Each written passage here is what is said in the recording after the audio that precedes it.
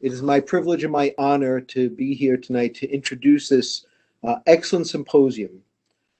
I know that all of us have spent the past year and more dealing with some very terrible circumstances that affected us all in very deep and very long ways. And we all recognize that the people who suffered most and the people we lost to the greatest extent were older people with other medical illnesses. And that's what you saw on television, on the news, and read in papers and heard from others. And all that's true. What I want to share with you now, though, and what you may not have heard and may not know, is how many patients and people that would meet criteria for being part of our geriatric population, how many of them recovered and recovered well and went home to their families and are doing well to this day, because that number is much greater than those who succumbed. Because not only do they have the inner strength to get through all this, they had the help of great healthcare providers in every discipline, in every field.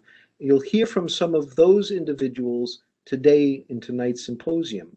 But I want you to know that our world of medicine and the care of our older colleagues, family members, friends, and patients have really changed our outlook on aging in a way that makes us hopeful that we can do so much more and not only extend life, but extend the good parts of life, the good things that make it important, that make us happy and make them happy in their own lives. You will hear about perioperative management because we can take care of these people. They can have surgery, they can get through it, recover, go home, and enjoy life beyond. So I say to you, now is a great time to celebrate the wonderful things we can do, not only with the very young, not only with people in the middle parts of their lives, but people in later parts of life, because they can get through, do well, go home, and enjoy life as they should. So with that, and with the knowledge that you may not have heard about, but I am telling you, since I was involved in the care of so many of these people during these past 15 or 18 months, I promise you, the things you will hear tonight should invigorate you and allow you to understand we can do more and do better with the population for whom we care, and be happier in our lives because they are happier in theirs. So with that, I introduce Dr. Redling, who will talk about the agenda. I will speak more in more detail about her and her accomplishments and what she does and how she's touched my life and that of my family herself, because all of that's very important. But now, Dr. Redling, thank you for having me do this introduction, and I look forward to the rest of the symposium.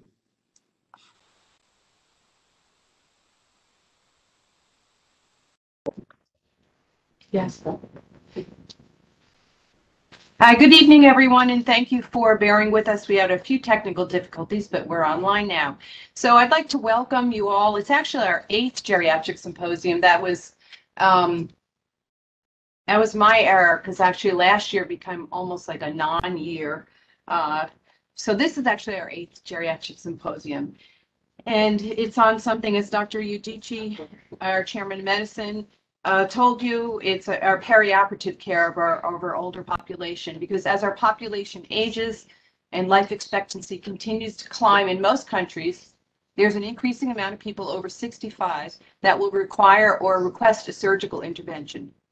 Although approximately 16% of the population in our country is older than 65, 40% of all inpatient surgeries are performed on people over 65, and more than 50% of all surgeries are performed on people older than 65.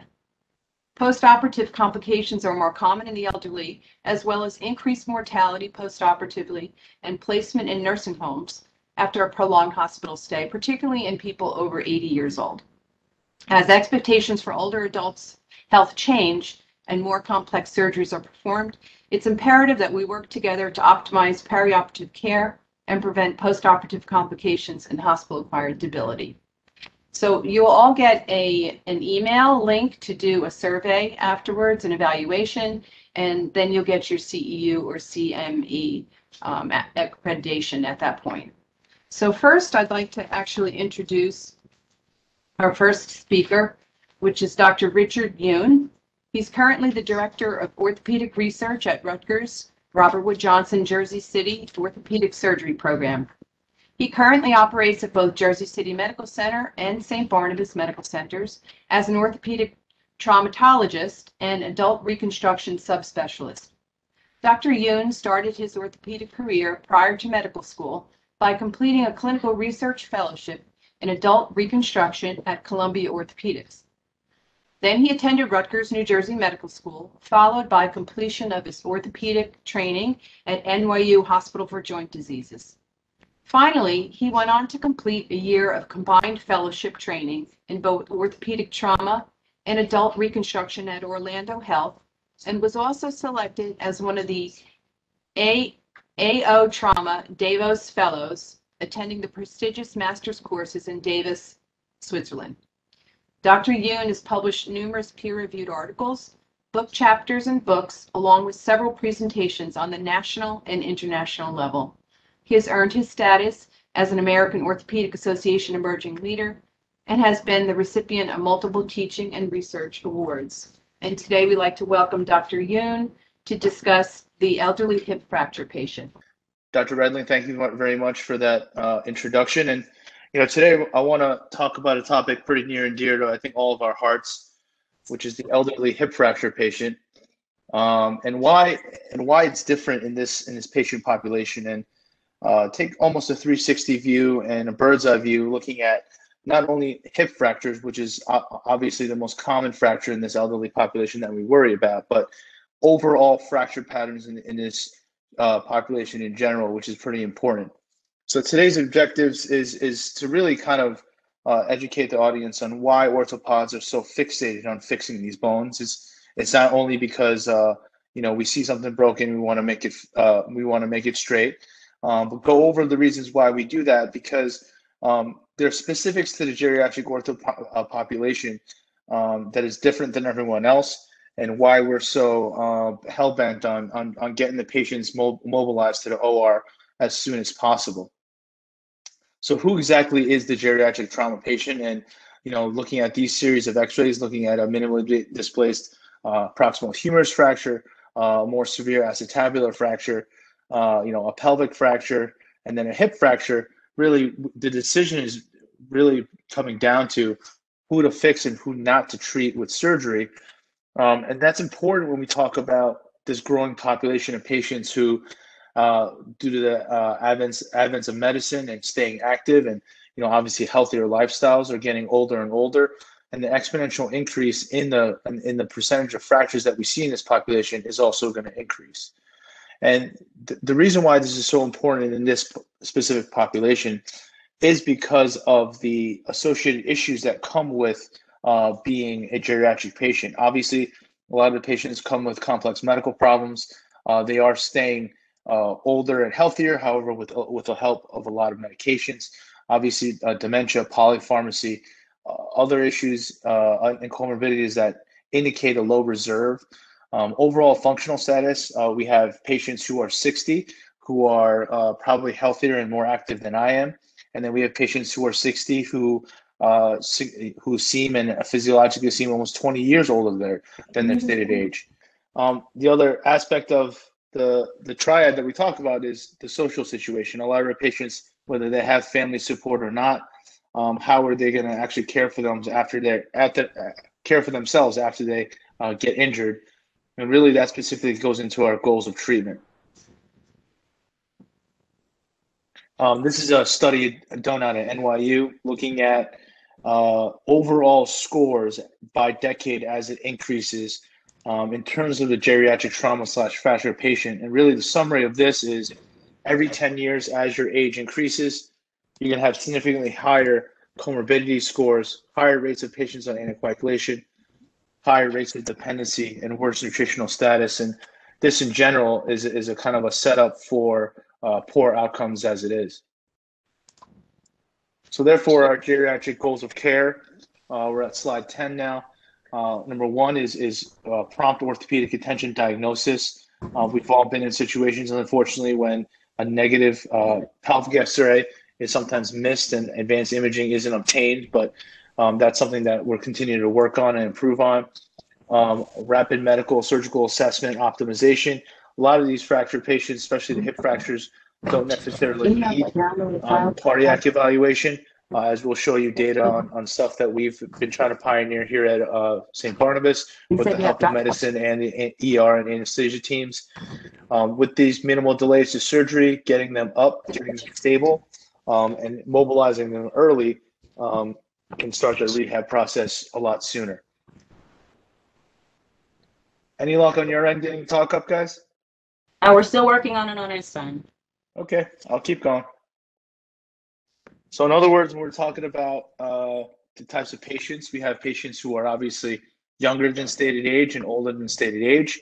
And the goals of treatment come with what's broken, does it need to be operated on, and then how fast can we get the patient to the OR in order to mobilize them out of bed. Because the earlier and sooner we mobilize them out of bed, we avoid complications like UTIs, bed sores, pneumonia, and things like that that occur with being bedbound for a significant amount of time.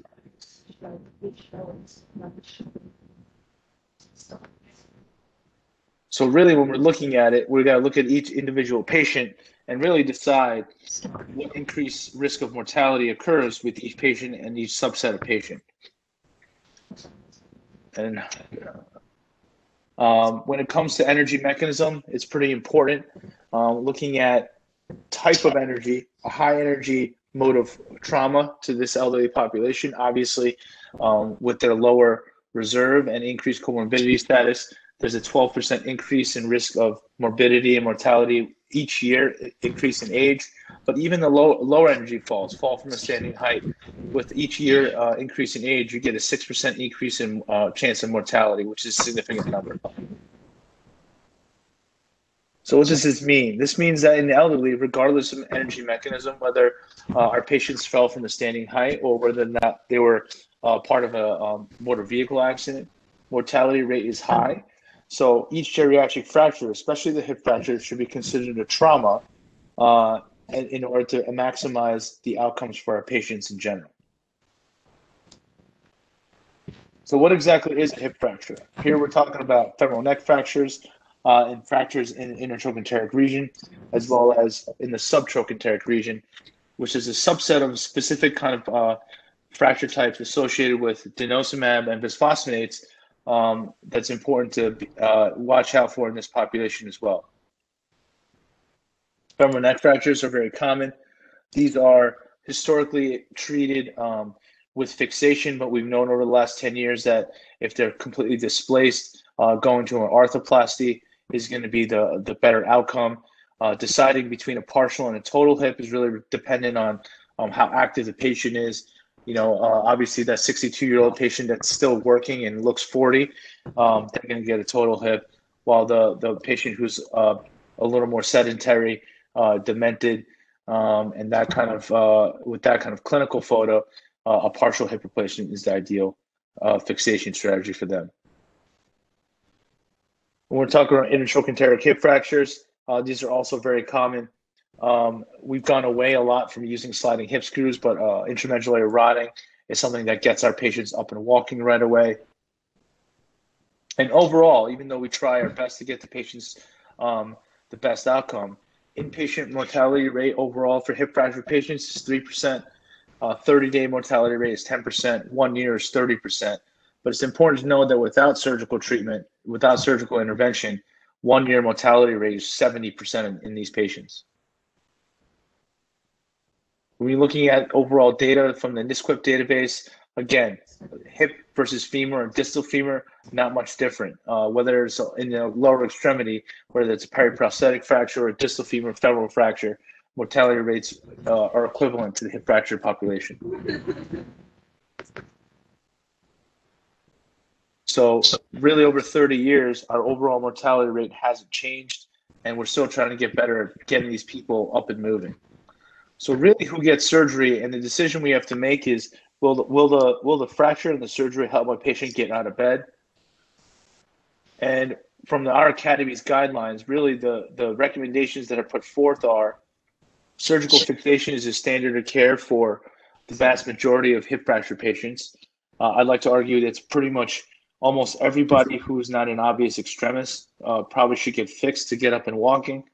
A longer time to surgery is associated with poor functional progress and worse outcomes, especially an increase in morbidity and mortality following surgery. And each day in delay is associated with a higher overall complication rate. And all of the data has a consensus that around 48 hours is the cutoff, while 24 is the ideal in terms of in minimizing the risk of mortality or complications after surgery. You have the phone. So in these patient populations, just to run through them quickly, this is a 68-year-old female who, after she underwent non-operative treatment, she's totally fine. Obviously here, fully healed at 3 months. For this patient, it was a little more complicated.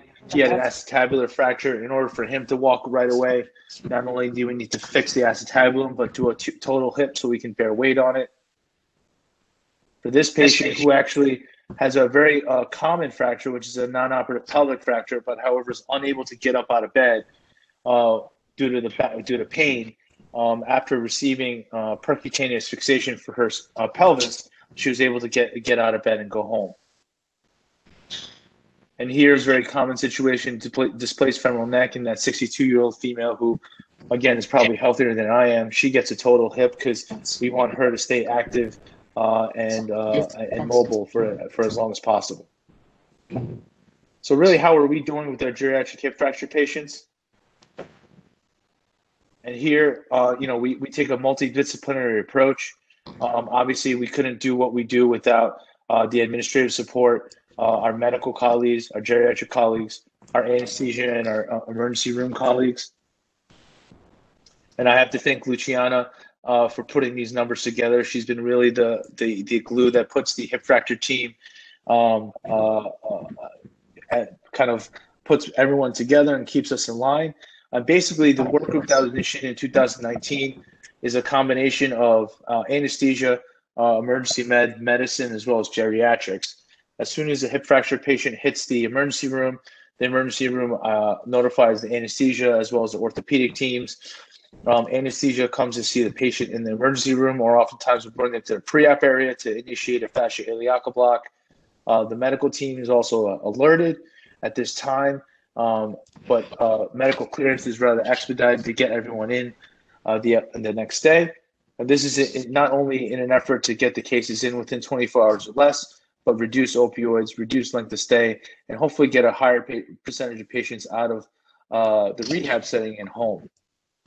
So Luciana was essential in obviously putting together this hip fracture pathway into Cerner, which makes life a lot easier for our residents.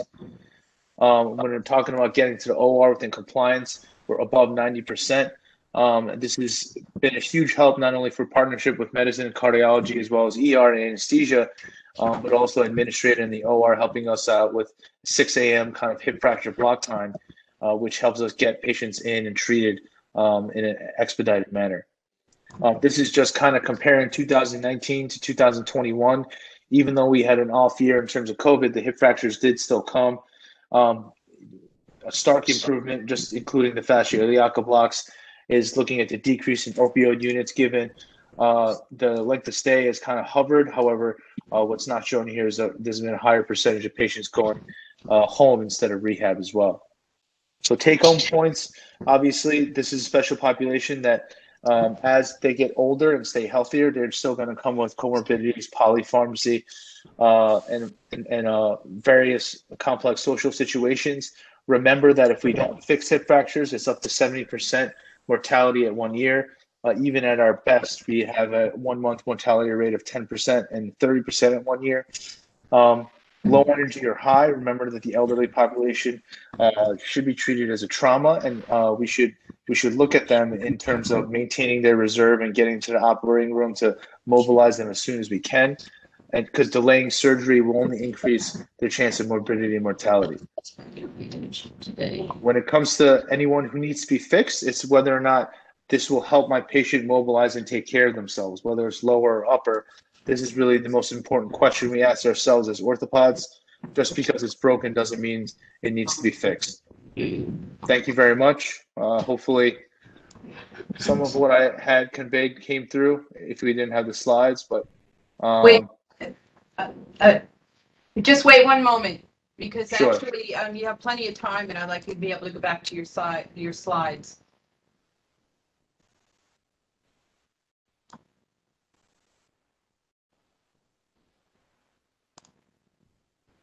Yes.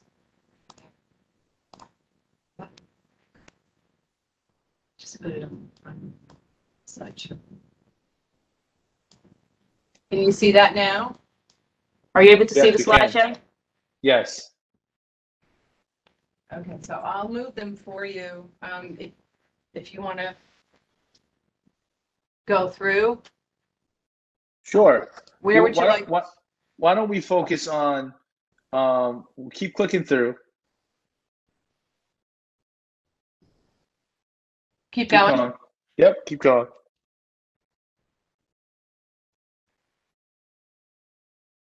Keep going. Yep. Keep going.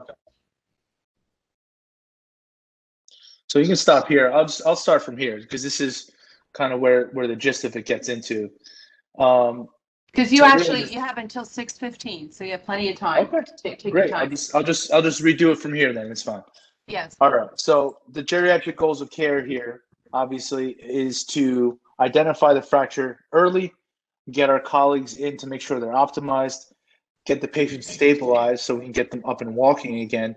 And a lot of times what the our goal is to get them not walking around the nursing station, but obviously to get them out of bed and improving their pulmonary toilet. Next slide.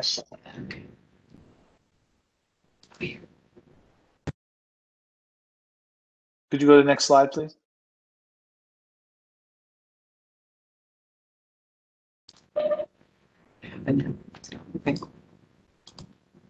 Okay.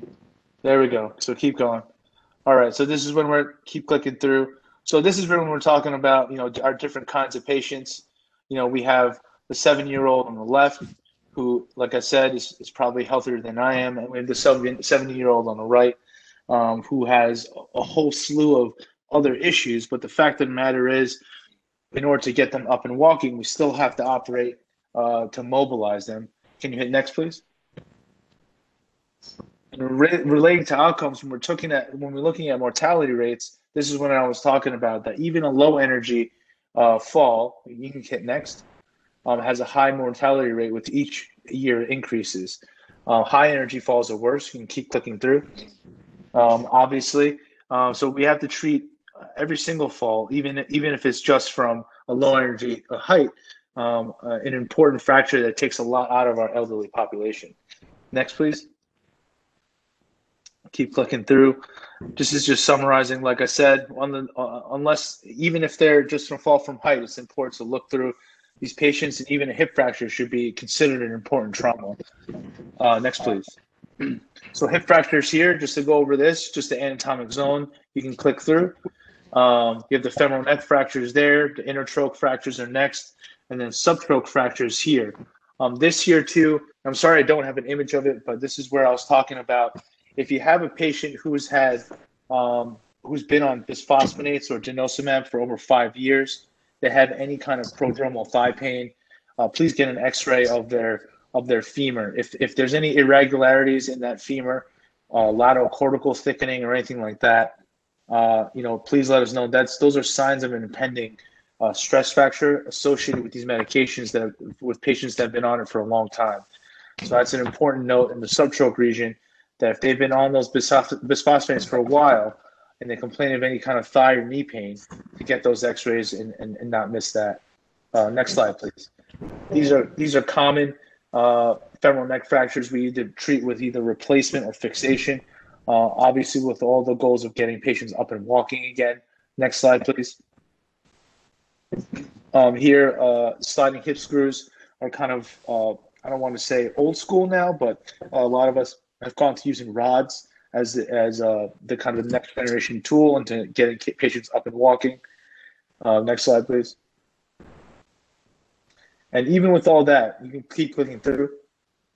This is when you have mortality rate that's still high, stuff that we don't like to hear. But again, at non-op at 1 year, it's 70%. So that's why we tell our patients that, especially the families, I know that grandma is sick, but you know, we have to give her the best chance of kind of making it out of this, and this is it. Next slide, please. This obviously, I just want to emphasize the point that it's not only the hip, it's anything in the lower extremity. Next slide, please. All the mortality rates are very similar. Next slide, please. And you can see that the rates haven't changed. So really, who gets surgery? Next slide, please. It's really dependent on if it'll help mobilize our patients. Next slide, please. This is the AOS, our academy's kind of technical report on evidence surrounding timing to medicine. You can click through, please. At this point, when you look at it, you can see that, keep clicking through. There's moderate evidence here, but surgical fixation is a standard of care. Longer time to surgery is associated with not only poor functional progress, but keep clicking through, please. But a higher complication rate and higher mortality rate. So that's why we're trying to get people in under 24 hours. Next slide, please. You can start clicking through here. So when you look at these patients, this patient here, 68-year-old female, very independent, you know, has no past medical history. We treated her non-op, you know, 3 months later. Click next slide, please. You can see her with her function there. This patient here is a little more complicated. You can keep clicking through. Older, COPD, walks with a walker, but he has protrusio of his hip. In order to get him up and walking, hit next, please. We had to do a fixation and replace at the same time. Next slide, please. This is a little bit different. Someone we tried to non-op because most pelvic fractures are non-op, but due to her pain, she failed non-op treatment. We placed a couple percutaneous screws, got her up, got her walking, and she felt much better. And next slide, please. And this is a classic femoral neck fracture who, like I said, this patient is probably healthier than I am, more active than I am. Next slide, please. She gets a total hip so she can get up and walking again. So next slide, please. You can keep clicking. So get to what we've been doing. We've been taking a multidisciplinary approach between medicine, geriatric team, anesthesia, cardiology, and emergency room. Next, please. Again, you know, thank Luciana for putting these numbers together. But basically, the pathway changed in 2019, where when a hip fracture patient hits the door, the ED alerts anesthesia, and they also alert ortho, and the patient essentially assessed by anesthesia, gets a fascia iliaca block either in the ER or in the pre-op area near the operating room. If we can get them to the OR, we do it then. If not, with the help of a 6 a.m. pathway and this Cerner pathway, we've been able to get them in as soon as possible. Our within 24 hours rate, you can hit the next one, is above 90%, which is great. Being able to do cases at 6 a.m. certainly helps. And just looking at the overall stats from 2019 and 2021, the overall rate of opioids is down. The monthly kind of length of stay is kind of average, and our rate of go home, which is not depicted here, is getting better as well. So next slide, please. So take home points and keep clicking through. Obviously, the elderly population only increasing. Even at our best, our mortality rates are still high, but we still have to keep trying to get our patients up and walking, and then keep clicking through. Our most important factors are going to be, you know, avoiding a delay, getting patients up and walking right away, and really trying to mobilize and identifying which one's going to help our patients, you know, get back to independence better. Lower extremity fractures, a lot of them, we're being much more aggressive about letting them walk on it. Most hip fractures, if not all of them, are operative, and everything else too. We're changing our strategies to help people have our patients walk on things right away, and not worry about non-weight bearing status. So with that, I'll take any questions from the audience and click through. So,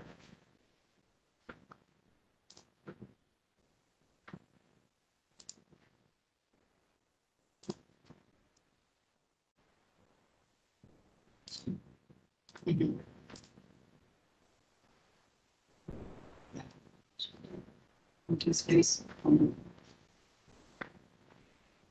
This question is how long does a NAF chaplain? Says how long does. So we do have a couple questions in the chat. One question asked, where do I do my cases? How do I differentiate which cases are brought to the hospital versus ambulatory surgery center? So that's a great question. I operate at Jersey City Medical Center, St. Barnabas Medical Center, and Livingston Surgery Center.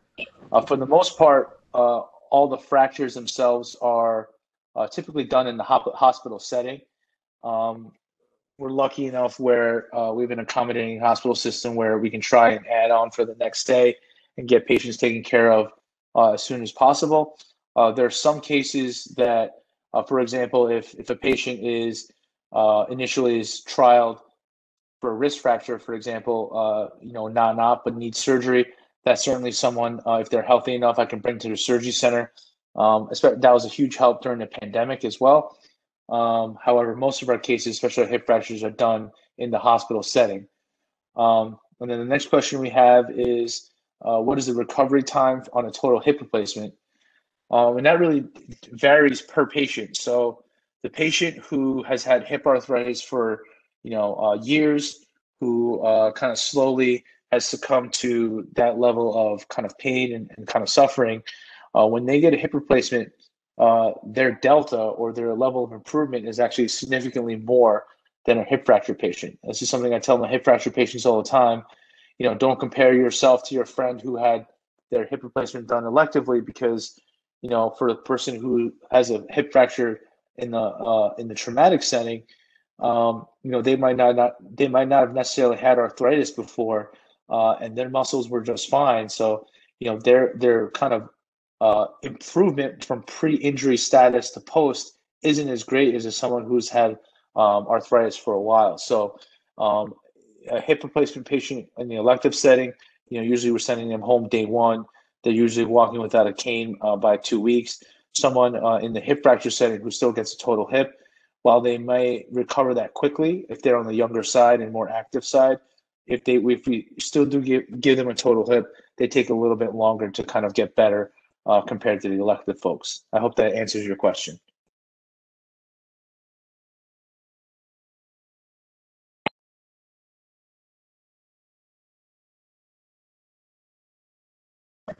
I see a question on pelvic fractures, Dr. Yoon. Can you speak more on pelvic fractures? How do you decide whether or not to intervene surgically? Sure. That's a great question. I think historically, pelvic fractures have been, and for the most part still, treated non-operatively. A lot of them are stable. So what that means is that regardless of the fracture pattern, most patients are able to get up and still ambulate. We do get post-ambulation x-rays just to make sure that nothing is moved.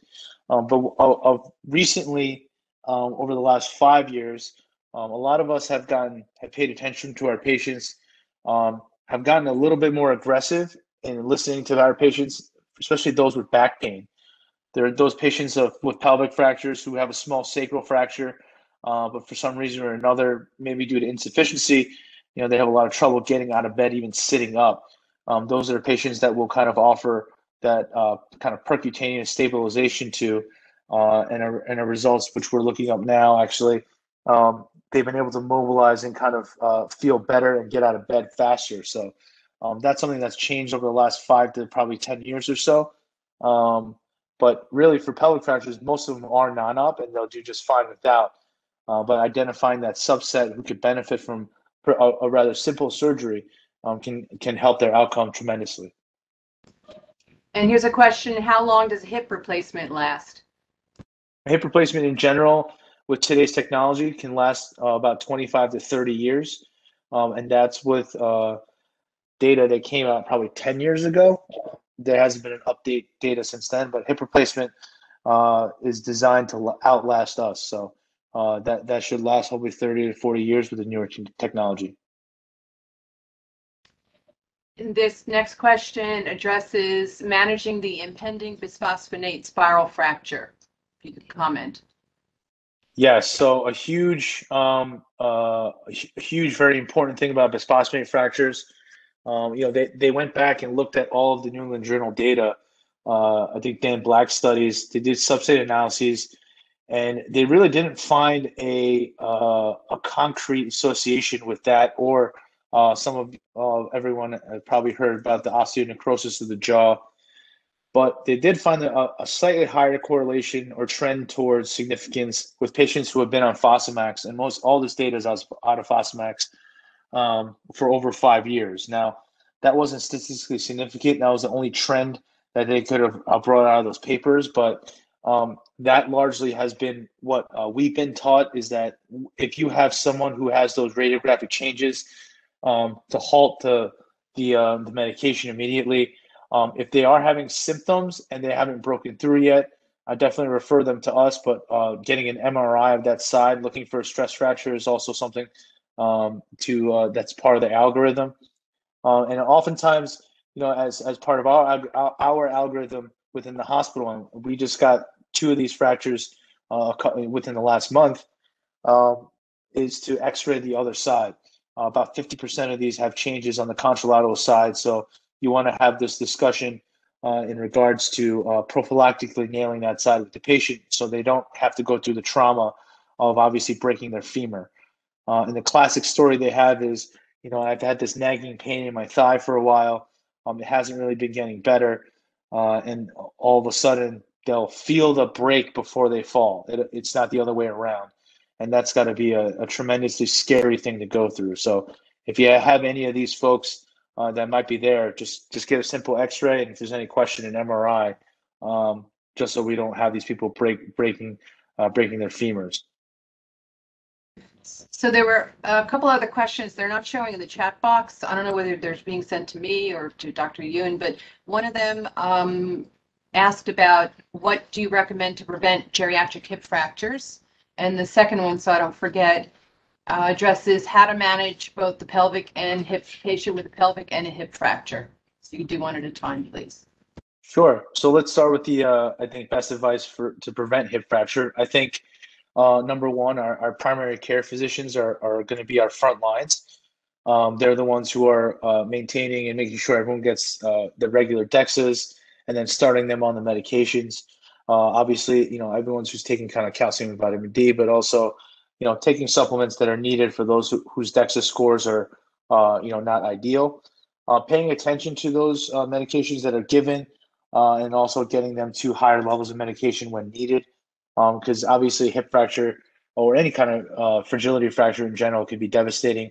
Our job as orthopedists is to not only identify the fact that the fracture occurred, but also make sure we educate our patients in going back to their primaries or referring them to an endocrine specialist or a geriatric specialist to make sure that they get on the medication they need. I think that's a lapse that we don't do enough. And I tell my residents all the time that's part of our job. And really, the last thing I educate a lot of my patients on, especially after, and a lot of the families, is honestly fall prevention.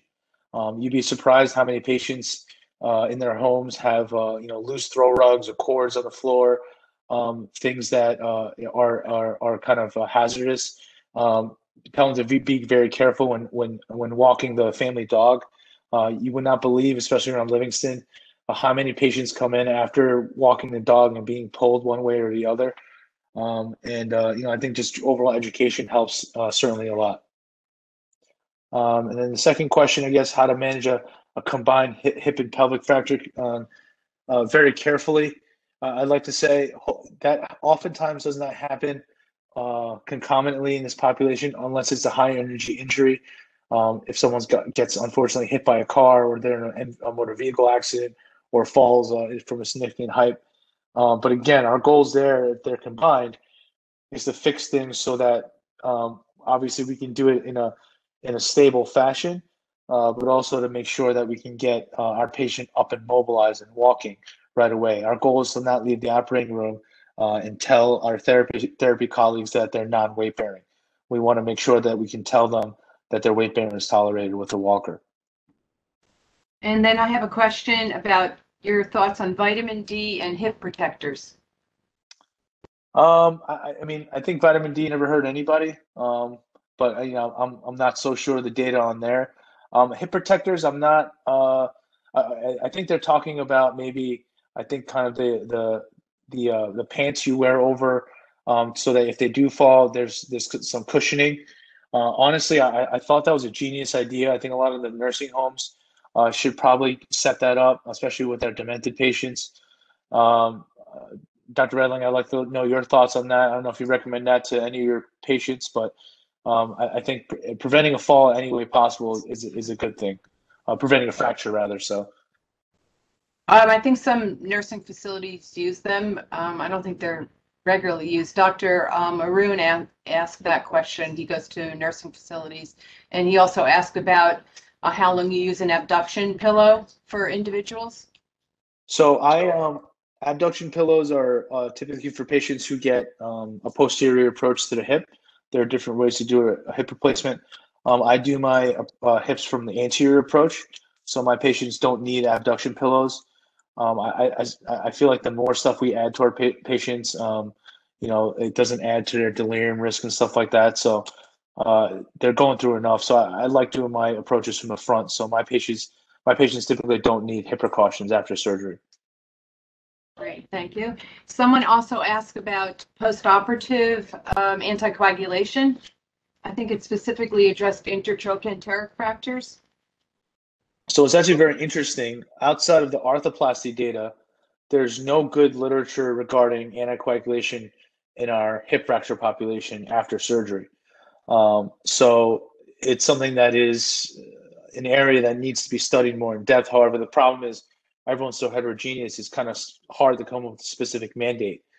There has been no difference in the kind of the level 2 and 3 studies that have been different from even the chest literature. Obviously, we know that the rates of thromboembolic event are going to go down with the higher level of anticoagulation you go. But our patients have a significant bleed risk. So this is a conversation that we have with our medicine colleagues. We know that oftentimes a lot of our patients are on antiplatelets, aspirin in general, and sometimes even higher level direct thrombin inhibitors or warfarin. If they're on warfarin, we put them back on there. We essentially put them back on their home medication, whatever it is. But elective or not, one thing we really avoid is polypharmacy. So we don't want to make the mistake of someone being on Plavix and baby aspirin at home. We're not going to up the aspirin. We're not going to add a third thing. We want to make sure we kind of mitigate the bleed and the clot risk, which is a little hard to do, but that's why we lean on our experts in the geriatrics and medicine side to help us out there. So I had a question about post-operatively for fragility fractures. Do you think there needs to be a waiting period before we start bisphosphonates or other medications for osteoporosis post-fracture? No, I don't. I think that, in terms of wound, there are definitely no issues there, but bisphosphonate fractures in general, bisphosphonate fractures themselves are a little bit different because for that, I was asking for somebody that wasn't on any medication for osteoporosis, and now we're addressing it because they have a fragility fracture. Is there a waiting period, a couple weeks or anything like that? No, initially when the meds first came out, there was a little bit of skepticism, and worry, but there's been no data to show that it delays healing or anything like that. So, in terms of the recent literature, which is quite robust at this time, there shouldn't be a waiting period. Okay, are there any other questions for Dr. Yoon? Okay, thank you very much, Dr. Yoon. That was excellent. So we're going to set up for the next speaker, Dr. Richard Pitera is Chair of Anesthesiology at St. Barnabas Medical Center. Dr. Pitera is a member of the Quality Council at Robert Wood Johnson Barnabas Health and co-chair of the Peri-Operative Collaborative, Program Director of Residency, and Director of Peri-Operative Medicine at St. Barnabas Medical Center. He has been an attending anesthesiologist at St. Barnabas Medical Center since 1995. He is board certified in anesthesiology, advanced cardiovascular life support, basic life support, and pediatrics advanced life support. Dr. Pitera is involved in the mentorship and clinical and didactic training of residents in the Department of Anesthesia at St. Barnabas Medical Center. And today he's going to discuss geriatric anesthesia and multimodal analgesia. Dr. Pitera, you there? Hi, thank you. Thank you for the invitation to speak, and thank you for the great introduction.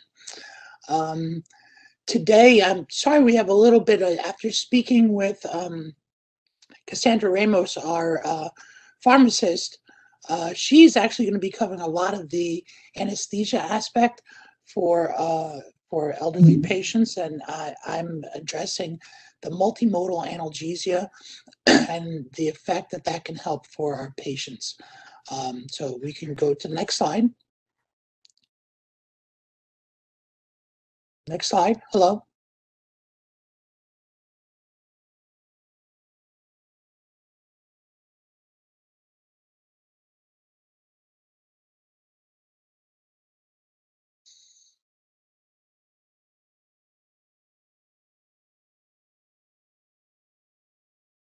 There we go. So I'm sorry about the graphics on this. Our burning platform regarding this is significantly the opioid crisis, and everyone is aware of it at this point. Everyone in medicine is aware of what happens and how much. I think partially we were a little bit to blame, counting pain as the fifth vital sign and not necessarily realizing the repercussions of making sure that everyone was trying. We were trying to make everyone pain-free, and we were giving people a lot of opioids to treat the pain. There's been relatively some new state laws about how much opioids you can prescribe to a patient and how many days supply that you can give. There's another issue with patient satisfaction, because with opioids causes a significant amount of bad side effects, things that people really don't want to have, and if we can eliminate some of our opioids, we'll come up with significantly better outcomes. So this really contributes to many of the what we would say is a burning platform to try to eliminate our use of opioids. Next slide.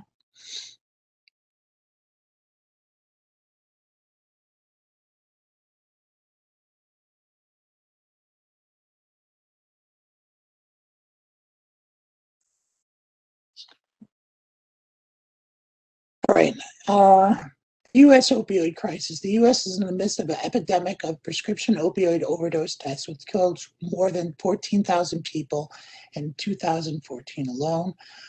Since 1999, sales of prescription opioids and related overdose deaths have quadrupled. Nearly 2 million Americans aged 12 or older either abused or were dependent on prescription opioids in 2014.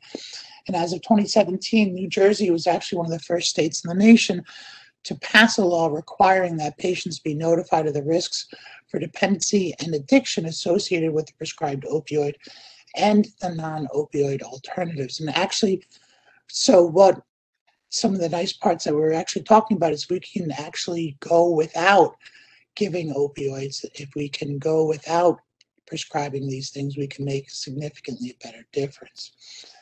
So here, by the numbers, by the U.S. Department of Health and Human Services, shows the tally of the negative outcomes that have happened by us continuing to use opioids. And I think, not to beat a dead horse, because I think we've all kind of gotten onto this bandwagon at this point and realize that if we can do without the opioids, that's significantly better. And many times we'll have issues when we're doing our ERAS meetings and protocols, and we'll be talking about, the pluses and minuses of things like NSAIDS and other things like that. And we're going to go through some of these medications. the issues of taking those medications many times doesn't outweigh the risks of taking opioids. Like I alluded to before, for a first-time patient, it's against the law to prescribe over a 5-day supply. We need to assess the patient before the next prescription, and then you're allowed to do a 30-day dose. And they're asking that we do a minimum effective dose. Well, and the only exclusion for this is cancer. Significant issues. Now, if we want to talk about the side effects of opioids, they cause, as everyone knows, lethargy, and if anyone has a patient that they've given opioids to and not given something for the constipation, they certainly are going to deal with that at a later point. Dysphoria and dizziness is also common with opioids. Nausea and vomiting are significant, and I know many times people like to blame the anesthesia when it comes to post-operative nausea and vomiting, but a significant amount of that is also due to the opioid side effects. And in fact, when you take patients and you tell them they have choices of pain or nausea and vomiting and all the different side effects from surgery, generally they put most of their import on decreasing their nausea and vomiting rather than decreasing their pain. So giving them a drug that increases the nausea and vomiting and moderately decreases the pain may not necessarily even be what's in the patient's preferences and their own issues. Obviously, some of the other issues is death and respiratory depression, and those are clearly negative things. And so we are looking at the WHO pain pyramid ladder at this point. Some people called it a pyramid. It's also been described as a ladder.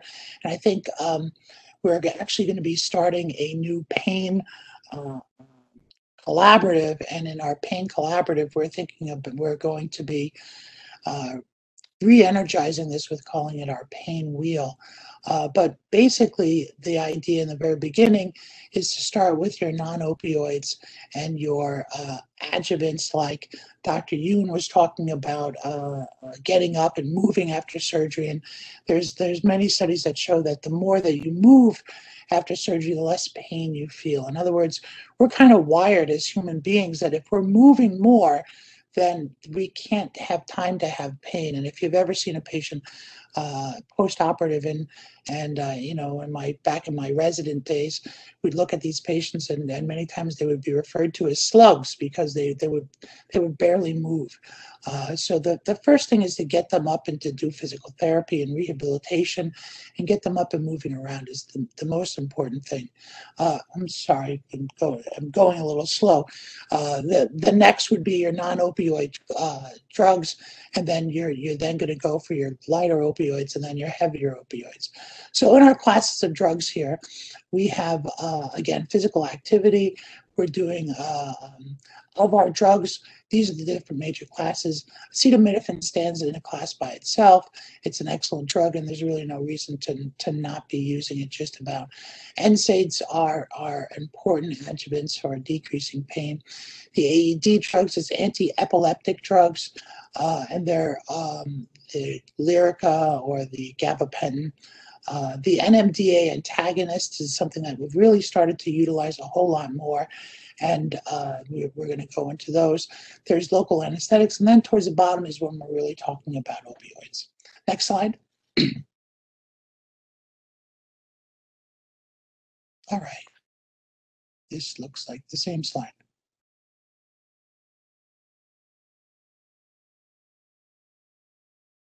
All right. So again, we don't want any slugs. Physical activity, one of the things in our preoperative clinic, there we go. In our preoperative clinic, we have our nurse practitioners that see our patients. I know Dr. Yoon has talked about the patients that are the hip fractures, and we're actually working on beefing up some of the things, but clearly with somebody that has a hip fracture, you can't see them beforehand. But any of our elderly patients that are having hip replacement surgery that are elective or having even general surgery and many of our pathways really do involve geriatric patients.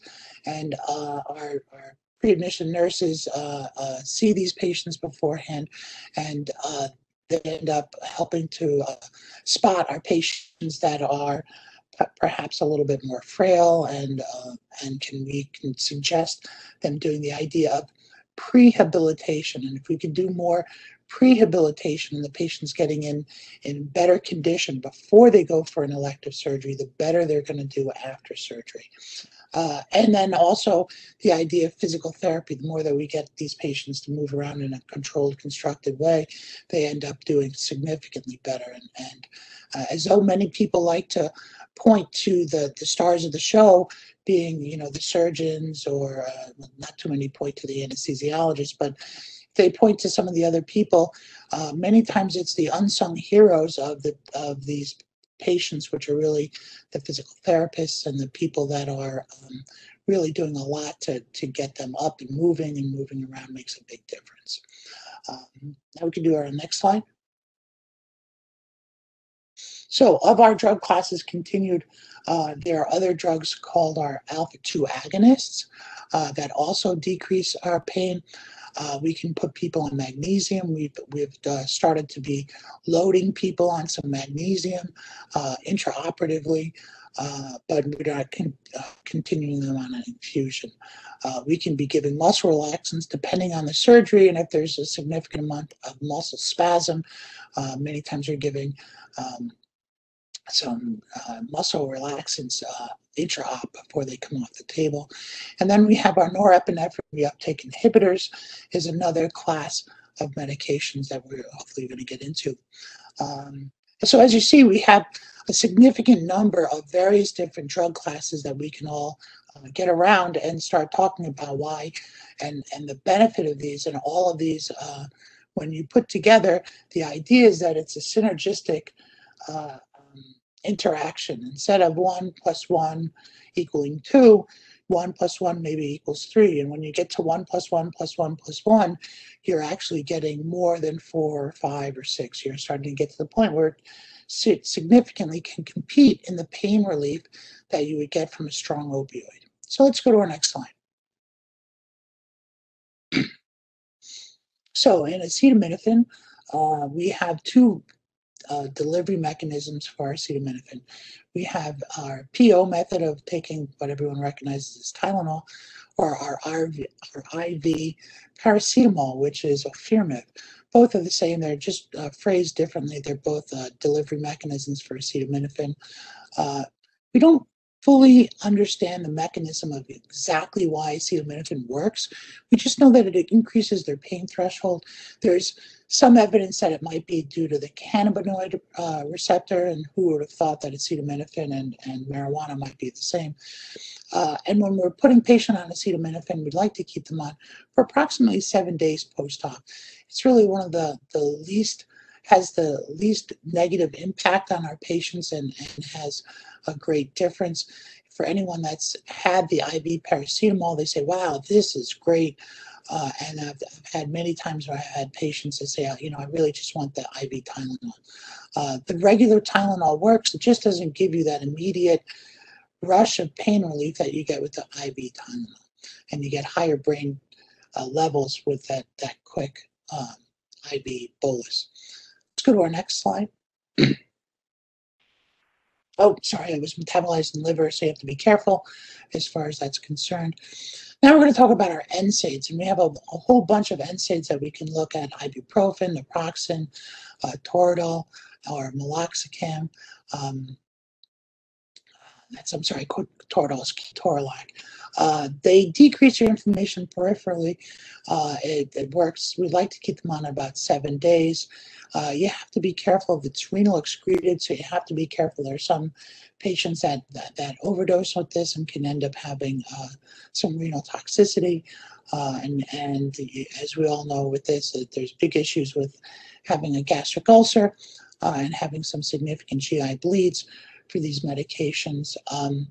Of these medications, where we tend to use, when they're not taking PO medications, we tend to be using Toradol For the patients that are taking PO, we like to go with ibuprofen. There's maybe a slight improvement by going by Toradol IV, but ibuprofen delivers a significant bang for the buck, let's say. And these end up making a big difference when you combine them, obviously, with what we've had before. So let's go to our next slide.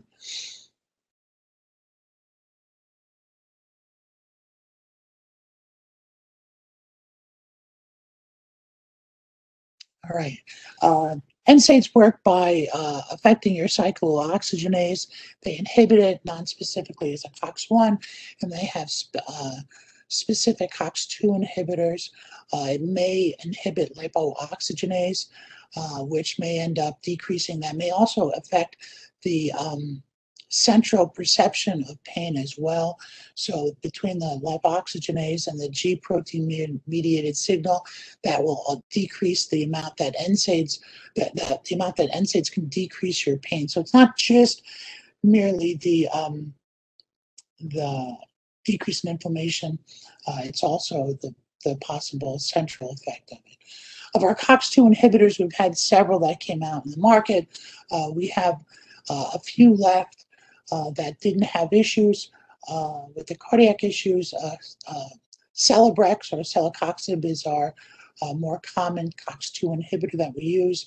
Again, it's the same, decreases inflammation. We'd like to keep them on about 7 days. And at 7 days, I don't think we're really running a risk of a patient having some toxicity or having some issues. I know my renal friends will turn around and say, oh, I've seen this patient that has that and this patient. But in the end, we use with the amount of patients that we're using our NSAIDs on are exceedingly high. And so that's why I think that we end up, they're safer than some people like to say. And obviously with the COX-2 inhibitors, you want to be careful if you have them on for a prolonged time, that it can have still some cardiac issues as part of the nature of this class of drugs. Let's go to our next one. All right, this is showing us the difference of the COX-1 versus a COX-2 inhibitor, where one does thromboxane and the other one does prostaglandins, and it affects your arachidonic acid. We can go to our next. These are anti-epileptic drugs. These are essentially off-label usages of gabapentin and pregabalin, although there's significant research about using both of these medications for our post-operative patients. Basically, it calms, if you think about it, if you're explaining it to your patient, it's calming your nerves from firing, and it helps to combat the chronicity of pain. We'd like to keep our patients on at about up to 3 days post-discharge. Some of the side effects, besides the fact that it has some swelling and suicidal ideation, it causes a significant amount of sedation sometimes. And we can have things where patients will end up having issues with falls. So, with our anti-epileptic drugs, we're starting to have, there was a review article recently that's basically stating that we probably shouldn't have them as our protocols for our ERAS, but we should be still considering it and using it in a judicious manner. And if you're doing it that way, I think we can do it safely and get some good effects from it. So let's go on to our next class, which is our NMDA antagonists. And here we're talking about ketamine, methadone, and dextromethorphan. People might have heard, most people in medicine, we all know about methadone. The reason why it works good for our works well for our patients that have opioid issues is that it actually works a little more as an NMDA antagonist than necessarily an opioid effect. Ketamine, as everyone knows, is a great drug that we use in anesthesia. It has some significant skeletal muscle pain relief.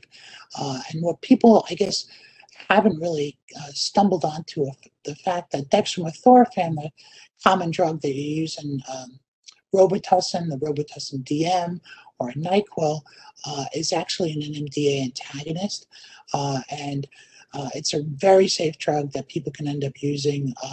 In fact, that's why we now have to show our ID if we're going to be buying it, because kids may end up buying it and drinking the whole bottle. So if you can drink the whole bottle, it's relatively safe. I wouldn't drink a whole bottle Tylenol, but of dextromethorphan. Well, not that I would try to, of course, obviously, but dextromethorphan is a great adjuvant for what we can do. They're metabolized in your liver, cytochrome P450. They cause lethargy. And one of the other things with the NMDA antagonists, before I move off of them, they are what I have found in my, I've been doing a significant amount of pain, both acute and the acute management of the chronic patient. And many times we're using dextromethorphan in our pathways. It's been very successful. And it's not successful perhaps in 100% of our patients. There may be about 30 to 40% that may not get that great bang for their buck, but there's a significant percentage, and I would say probably a majority, that find that just using a little bit of cough syrup, and even at the cough syrup dosages of 30 milligrams Q8 hours, can make a significant difference in their pain post-operatively. We can go to our next slide.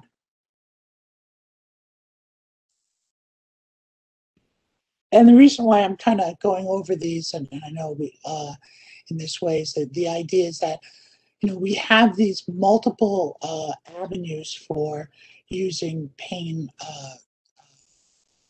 methods. So for our local anesthetics, they're excellent. Obviously, people know, if you've been to the dentist, or have had any regional approaches to anesthesia or post-operative pain control. You see, this is something that we're starting to use significantly more and more on our patients. In a non-specific approach, you can use it as a patch. Some people, swear by putting the patch directly over the area that has it's like, whether it's the pain of the knee or something like that, they suggest putting it over there. I think the real mechanism is it's absorbing through the skin. It doesn't go through the subacute fat to the area that has pain, but it's there's a significant central high amount of intravenous dosing of blood levels of it, and that makes the big difference here. But even more important than just doing a patch, you can end up doing, surgeons can end up doing some local injection around the wound if that's the case. And that has been a mainstay for many operations for decades and decades. What we're finding in anesthesia now is that we're starting to use more local anesthetics, in not just our regional, but in we have continuous regional, and our regional is far more than just a spinal or an epidural. We are able to do, and we're able to do more than just nerve blocks. We're able to do plane blocks, which would be our tap blocks, a field block as we go into places where we know that the nerves are going to travel through. And we can be giving local anesthetics also just as an IV infusion, similar to the patch, increasing your blood levels of local anesthetic, and that will decrease your pain. Let's go to our next slide. So in our opioids, again, you can be taking them PO, you can be taking them IV, and IV, you can also be getting them in as a PCA dose. People are familiar, our multimodal analgesia that we used to use, decades ago was take 2 Percocet, which was a combination of opioid, mild opioid with Tylenol. And I'm going to probably just, in my next slide, I'm going to try to stay away if we can from the opioids. And if you do use the opioids, I'm going to say that what we should consider doing, if you're prescribing a PO opioid, is to separate the Percocet into your opioid and your Tylenol, and dose your Tylenol around the clock, and then you can have your opioid of your choice. You can use that as your breakthrough, and whether you're doing, depending on the patient, if it's a PO dilaudid or a hydrocodone, or if it's a oxycodone or something like that, if you're going to be using it, you can use them for when they have some breakthrough pain or intermediate. Let's go to our next slide. And I just wanted to cover PCA. If for our postoperative patients, And if you're, a surgeon that is listening to this, to use the guidelines, and it's scary sometimes when you're prescribing a patient some PCA. However, if you're using Cerner, it guides you right through it. I'm sure Epic, when we get through Epic, it'll have it a nice organized fashion to deliver it, to order it. You want to have a relatively small PCA dose. So you want something for the patient, when they press the button, they get a small amount of opioids. You'd like to wait a good 8 to 10 minutes, because you'd like the time for that to go through the IV, and you'd like for that to have the circulation time and to have its clinical effect. And by waiting 8 to 10 minutes, that you're getting that point where they should be feeling the relief from that PCA. What you want to stay away from, if you're giving PCAs, you want to stay away from your continuous dosing. Continuous dosing is no good. It's basically giving patients opioids when they're never asking for it. And if you're taking care of a cancer patient, that's different. But when you're talking about a post-operative patient, whenever you're having a machine delivering opioids that could potentially stop you from breathing, it's not a good, it's a setup for failure. The only other way that could be worse than that is if you have the family member in the room pushing the button to make sure their family member stays asleep or eventually stops breathing. Depends on their insurance policies. And when you're managing your PCA, you want to go up in small increments. You can go a small increment up in the dose, and then you can also decrease the interval as you do. And then you'd want to still try to keep the 4-hour time limit within the 4-hour dose limit within the same. So let's go to our next slide. All right. So I get a lot of questions about our chronic pain patients. So we have a patient that's on chronic opioids, and we really need to look at it in a healthful and a way to be getting patients as healthy as possible. If we're doing an elective surgery on a patient and they're really taking more than 60 milliequivalents of opioids, of morphine, 60 morphine milliequivalents, really what we should be doing is weaning them off of their opioids down to a more rational dose before we take them for surgery. But let's just say now we've got a patient who has, as Dr. Yoon would have, a patient who's fractured their hips, and they're on gabapentin, and they're on a whole bunch of different medications. Well, your chronic patient, you want to keep them on their usual meds. I don't know how many times I've been called to try to manage a patient, and that patient has never been put back on their usual meds. And usually what that means is we say, well, why don't you, in our consult, why don't you try their usual meds first, and then call us if that starts to fail, if that's not working. And what I would then end up saying is that, what we're going to probably do as far as our acute pain service, we're going to make sure that they're on their usual meds, and then we're going to add a multimodal regimen. And we've gone over several of the medications that we can use for our multimodal regimen. And so that we're going to end up doing it. It may help the process by just starting them on that as it is. And then at that point, we would do a gradated opioid response, whether you consider either PCA, or if you have your pain meds, you're going to do your breakthrough pain. You'd like to have a gradated response that, if they have a pain of a 2 to 5 is one thing, and then a 6 to 7 or 8 is another, and then 9 to 10 is going to be a larger dose. So it's good to keep that in the back of your head as you're going to be taking care of a chronic pain patient, especially if they're having surgery. All right, let's go to our next slide. I want to talk a little bit about, and I know C-sections they do have something to do with our elderly patient, and the reason why is I want to talk about we've done these studies, we've done these pathways on multiple different surgical diagnoses and different surgical procedures. Our most successful that we were able to produce an article for the Green Journal is what I'm going to summarize now for a little bit. And the reason why I want to talk about this is because it works so well. So it doesn't mean that this is, it worked well or worked well in Livingston, New Jersey, right? So we introduced the pathway like we've done with our hip patients, what we've done with our hip fracture patients, with our total hip patients, with our GYN oncology patients, with our bariatric patients, with our neurosurgery patients. So our overview is that we had a burning platform of trying to decrease the amount of opioids that we were giving to our C-section patients. Let's go through this a little quicker. You can go to the next slide. And this is didn't come through, but when we have the different variables, that there was no significant difference to the patients pre-implementation and post-implementation. The p-value was the same. Let's go to our next slide. All right, and the outcomes of what we did, our length of stay, our average length of stay before we did this was 3.5 days. After this was less than 3 days, or 2.92.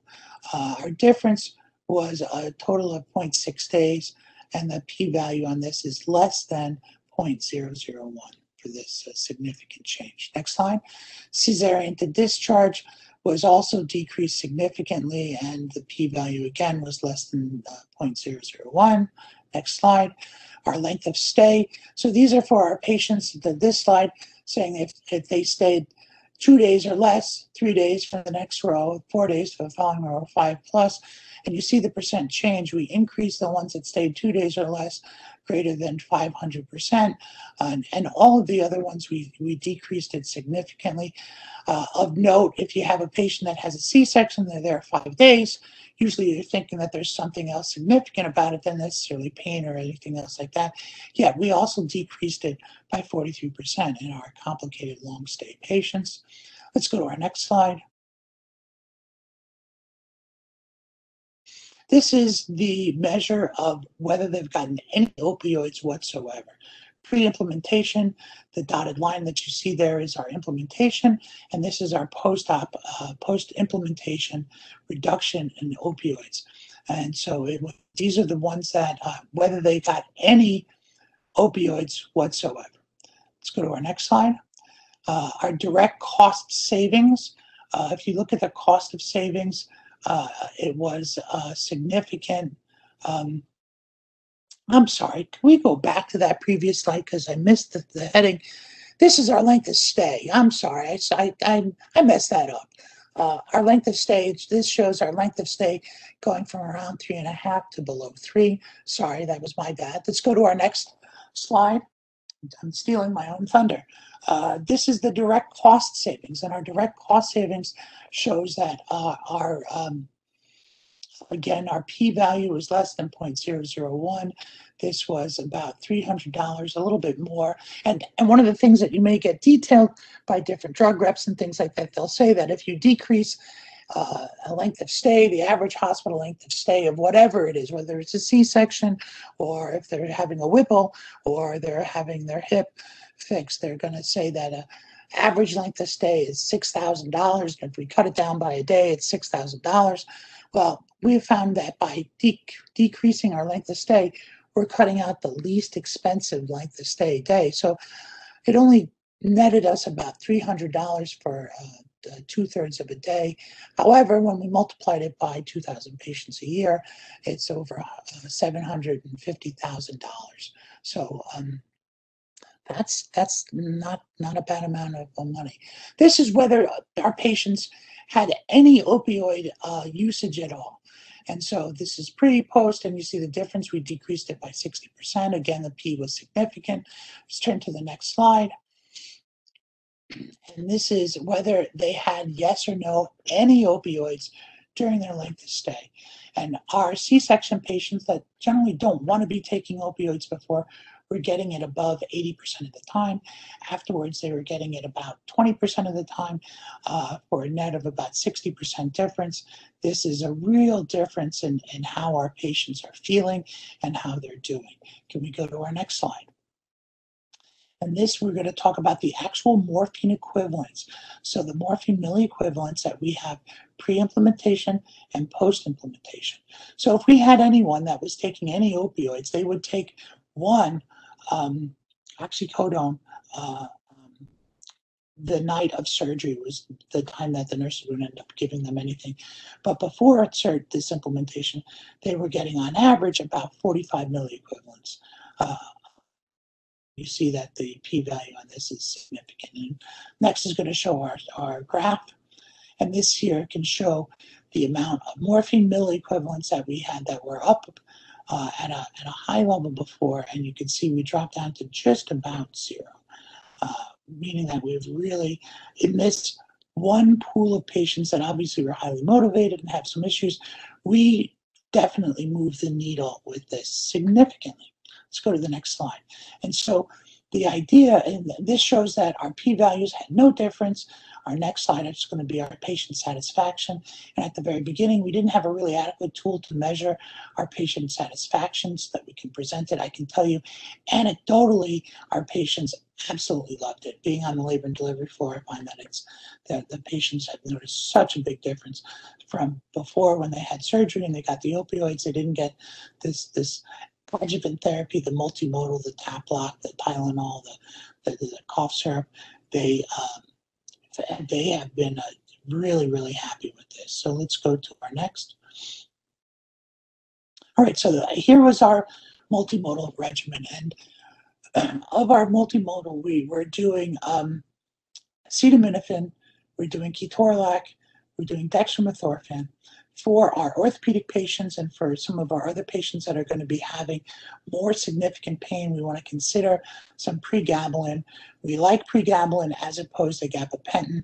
Pregabalin is has a more rapid onset, so you get appropriate tissue levels, an appropriate amount within 8 hours. Whereas putting a new patient onto gabapentin tends to be about 3 days before you get adequate levels for the gabapentin. Additionally, pregabalin is 90% bioavailable. The gabapentin decreases the higher the dose you go.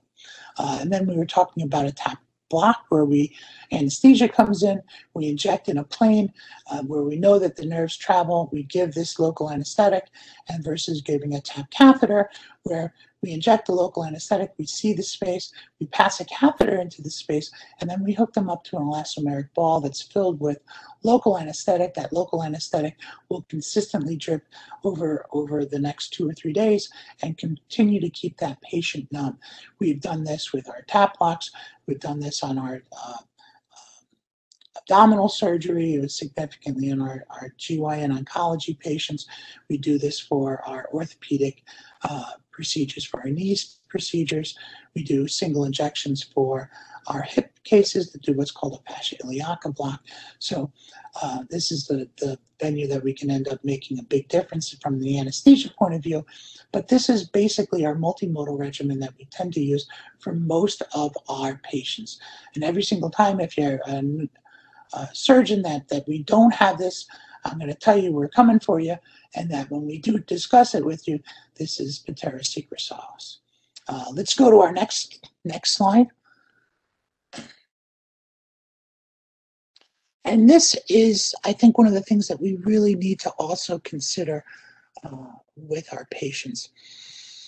Many times, patients are told, "Don't worry, you're not going to have any pain. They're going to do great. They're going to take really," and we are going to do great. We are going to take the best care of our patients that we can.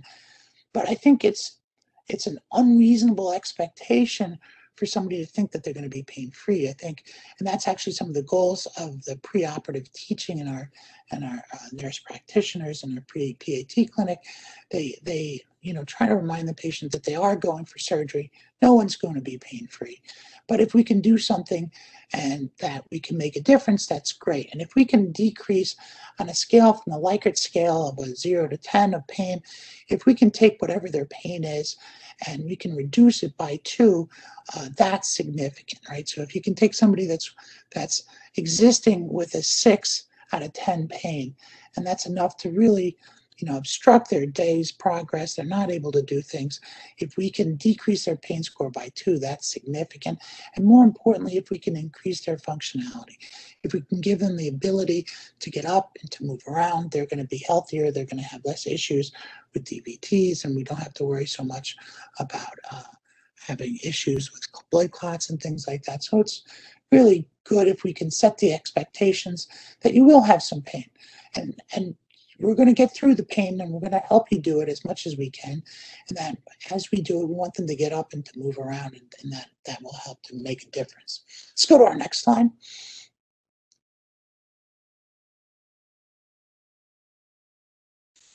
So I wanted to go over for a second, and excuse me for being a little pedantic, but if we're talking about explaining medications and we're giving patients medications, and if they remember when we had our Studer experience before, one of the things when we had Stephen Beeson came in, he quoted the study that had MDs that knew they were being observed. They're seeing their patients in their office. There's somebody there with a notebook that was taking notes. They didn't know what they were being observed, but they knew that they were being observed. And the questions that they asked is, how many of these physicians, when they knew they were being observed, would they relate to the patient the name of the drug? How many explained how it worked, the mechanism of action? How many related the duration of course? And how many explained the side effects? And the fact of the matter is that, let me see if our next slide has this. Good. Let's go back one second as we go through as my slide is for the once I'm actually ahead of my slides. The amount of physicians, when they were putting a patient on a new medication, explained the name of the drug to the patient or related the name of the drug, was 66%. 2/3 of the physicians told the patients the name of the drug, meaning that 1/3 of them didn't tell them even the name of the drug that they're being placed on. When they were being observed, less than 60% explained how the drug actually worked.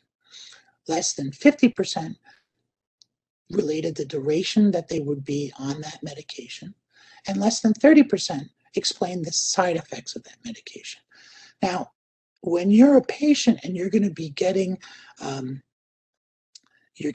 some type of a new drug, most of our patients, 50%, or let's say 50% of our patients, 6 weeks after we prescribe a drug, if they're supposed to be on it for that long, will continue to take that drug, meaning that 50% don't take that drug.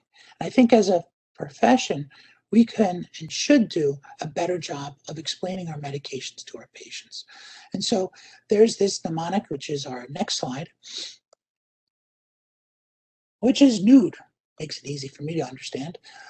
It's, again, using the name of the drug. Tell them, hey, we're going to be putting you on dextromethorphan. And they're like, dextromethorphan, what's that? It's cough syrup. Cough syrup. Why do I need to take cough syrup? Well, cough syrup, it's an NMDA antagonist. It decreases your pain by stimulating these receptors, and it works in a way outside of opioids. Oh, really? How long am I going to be on it? This is the D. You're going to be on this for about 7 days.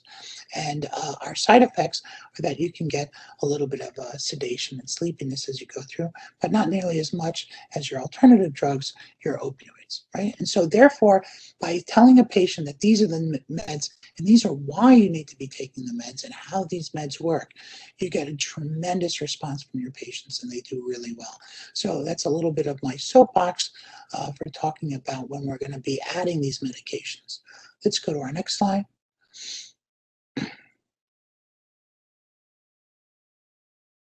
Thank you. And I just want to say again, I want to thank the organizer of this, Helene and Margie and Dr. Redling. I'd like to thank the people that have helped us with our multimodal, Luciana, Jen Stein, Paul, and Dr. Yodice, and Caitlin Toro as our multimodal team. I'd like to also say that as we go through, we're, our pharmacist is going to be coming up, and we're going to be talking about anesthesia. I can answer some of the questions that anyone has, but I don't want to steal her thunder as far as. Go ahead, Dr. Pitera, if you have any questions. Or did everyone fall Put them asleep? in Q&A, or I think some people put it in chat too. I am not. That was excellent. Thank you. Welcome. No, I'm solving. I think that your point of telling patients why they're getting the medications, because I've actually been, we work with the ortho groups to help post-hip, and people refuse the dextromethorphan because they say, well, I don't have a cough. So people have to, I think the nurses who are administering it as well need to be educated as well, obviously, as the patients, what the meds are and what the purpose of them are. And I guess that the long and the short of it is you can go through the nude, and I guess at the end, I guess you can say the hammer to bring it home is to say, this will help you not need any of the opioids, right? This will help you not take those bad drugs.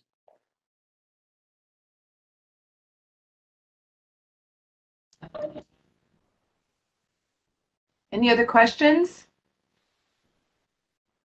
You could put them in Q&A or in the chat box. I think I put everyone to sleep. No, not at all.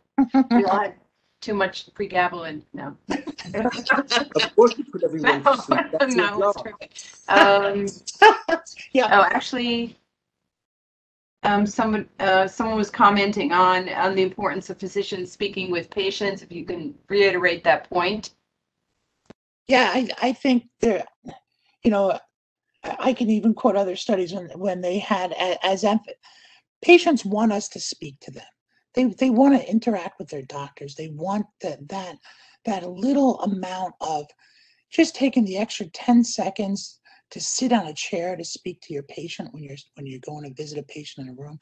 When you sit, the patient thinks that the length of time that you spend with them is 30% longer than they perceive when you're not sitting. So just taking that little bit to say, yes, I care about you, and I want to take my time out, and I'm going to sit down and talk to you. In fact, when it comes to anesthesia, for our data, there was a study that had patients that were measuring their anxiety level before surgery, and the patients that had Versed got some, which is a midazolam, a sedative. They got some relaxation. Patients that had a talk to by their physician had some relaxation as well, and the ones that got both obviously got the most. But the interesting part of that study was that the anesthesiologists that sat and talked with their patients versus the ones that didn't spend that time talking with their patients, those patients are actually more calm, than their level of their perceived anxiety was less than if they actually got Versed. So I guess you're right, Paul, I do put people to sleep. There's a comment about how nurses do educate every day, but often the patients want to hear from, quote, the higher authority. So I guess, it's a team-oriented approach, definitely, to educate patients on what meds they're on, why we're giving them, et cetera. I always think it's a possibility of managing up to. You can, when as a physician you go in there, you compliment the nurses, say they're helping to make sure that the plan that we've given you is going to be implemented, and the more that you help manage that nurse up, the more the patient will be able to listen and carry out the orders that you actually write for those patients. So I think it's to do that is a win-win. And there was a question about, has acupuncture been studied and implemented ever in? There has been, as far as pain control, and there's some really motivated studies. Honestly, I can't tell you that I've read a meta-analysis that shows how acupuncture works or doesn't work, and I guess part of it is that's really I think that's probably more practitioner related than other things. If there are some, you know, I forget what they call it. They have these like rubber bands that you can put on, and it puts a little ball under by your wrist, and there's different meridians that you can be stimulating that will decrease your pain. There's a clip you can put behind your ear. However, I don't know, when you're doing a study about it, it's hard to say. Like, I can say, I know when I do a tap lock and I'm doing it and I'm injecting, you know, 60 cc's of local anesthetic, and I know that's going to work. But if you did a study many times, that it depends on the practitioner that's doing it and how they're actually delivering that same block. They wouldn't be doing it the same way that I would be doing it. And I think sometimes you'll get different results from that. When you look at a review article of the anti-epileptic drugs, you know, pregabalin, I think is a superior drug, knowing the pharmacodynamics and the pharmacokinetics of that drug, that it's a better drug than gabapentin. Yet when you lump the two of them together, then the whole class of drugs doesn't look like it's very effective. And we know that that's not quite true. So I can't say, as far as there's been studies. Unfortunately, I haven't been trained in acupuncture. And commentary that you're a great model of teamwork, FYI. Oh, and someone asks what the daily maximum dose for tramadol is in geriatric patients. Honestly, I'm having a blank as far as the tramadol. Tramadol, I think it's 300 milligrams, but it has to be dose adjusted for renal insufficiency. So Yes. most older adults, it's lower than the max dose of 300. And the nice part about tramadol has a norepinephrine reuptake inhibition component to it. So because of that, there's less opioid component, and there's more of this norepinephrine reuptake inhibition. If you have a patient that has commercial insurance and their insurance will pay for it, there's a new drug, not a relatively new drug on the market that is another norepinephrine reuptake inhibition, and that Nucynta, Nucynta, and I don't want to make it like an advertisement for it, but that's relatively expensive, so it's not something we can put on our pathways. However, it's far more of a norepinephrine reuptake inhibition, and it really is working at a different class than the opioid component of it. And it's a significant. Both drugs are significant adjuvants to it, but we wanted to kind of stay with something that's has less issues with addiction and have less, and to be more clean opioid wise, which is why we've stayed away from that on our multimodal dosing. And then there's a commentary about experience with mindfulness interventions, and I'll just expand that to maybe other alternative or integrative techniques, because I've seen that used in particularly like post-bypass cardiac patients, aromatherapy and things. And then another comment from the same individual about virtual reality post-op. Oh yes, there are some new things regarding really all of that. These are all part of what we would be putting at the beginning of the base of the pyramid, the base of the ladder, or in our circle. This is part of the circle that we would use to, as you have a patient that is going to be going through some issues. Well, I had a massive heart attack and almost died about 7 years ago. That was one of the things that helped me get better, was being mindful and understanding what's going through, and that you can perceive it. As far as the pain is concerned, yes, you're having pain, but you can wrap your head around it and not let it get you out of control.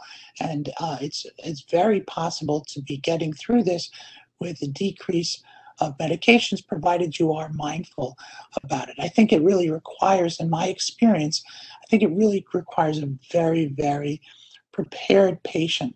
I think it's great to try it afterwards, and I would think you absolutely should try it afterwards. However, I think it's tough to count on that after they've already had the surgery. If you know that you're going into it and you can practice it, it's better.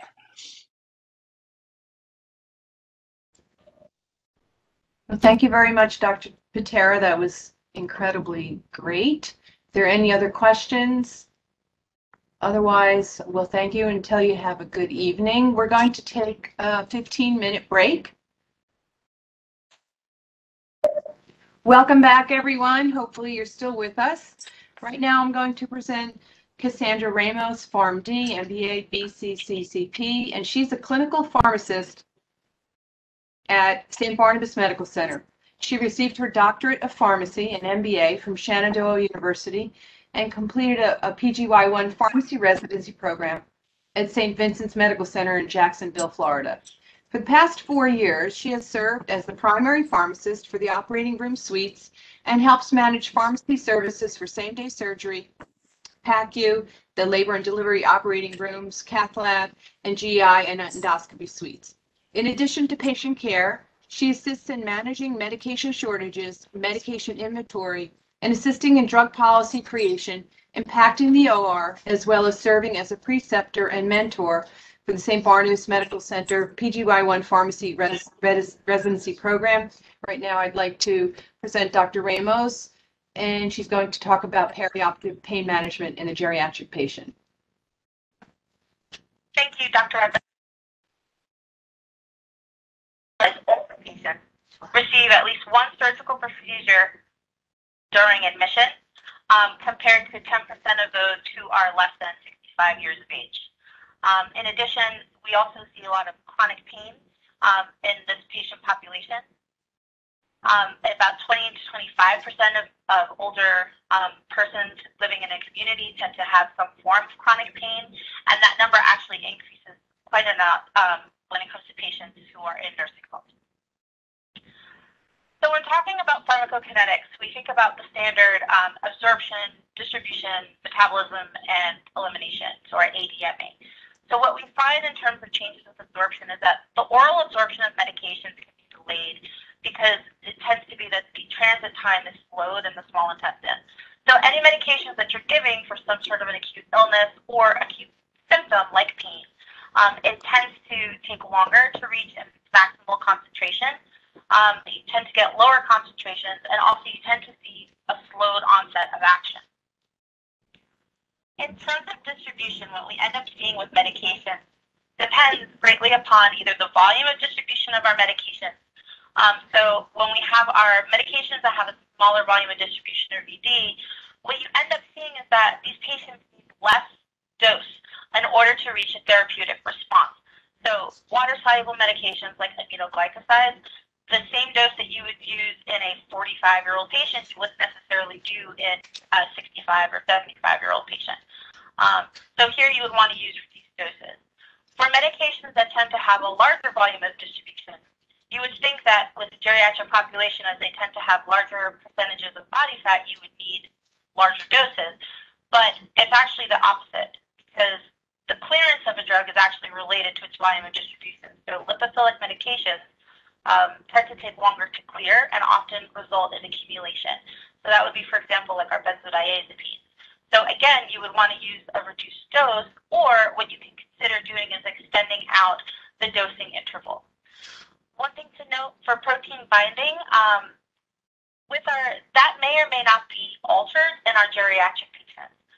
So albumin, alpha-1 glycoprotein, if our patients are suffering from malnutrition or from frailty, the amounts of serum proteins available tends to be decreased, and drugs that typically are protein bound will not be able to find appropriate binding sites. So what ends up happening then is you have more unbound drugs available, which will then be able to exert a pharmacologic effect or sometimes a toxic effect. So you can actually see toxic effects while you're still technically within a therapeutic range.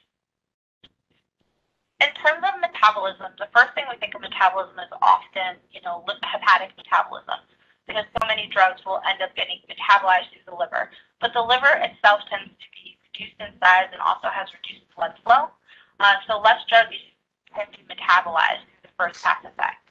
Of note, when it comes to drug metabolism, it's really our phase 1 reaction. So reactions that either do reductions or oxidations or hydrolysis of your drug compound.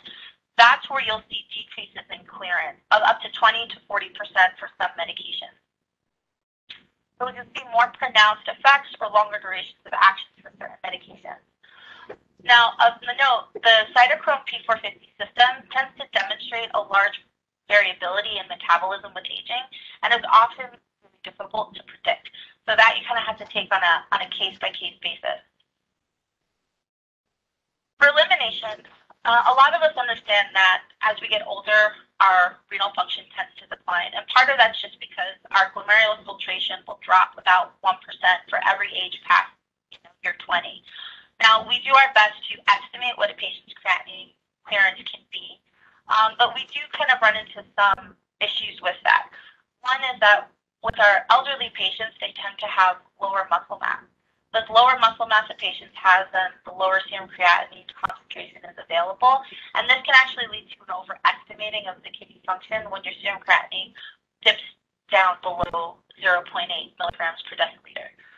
Also, only about 10% of creatinine elimination occurs through tubular secretion, and it isn't necessarily accounted for by the different formulas that we use to calculate creatinine clearance. So certain medications like trimethoprim can inhibit the secretion of creatinine by the tubules, so you end up seeing an elevated serum creatinine that doesn't necessarily reflect the level of renal dysfunction.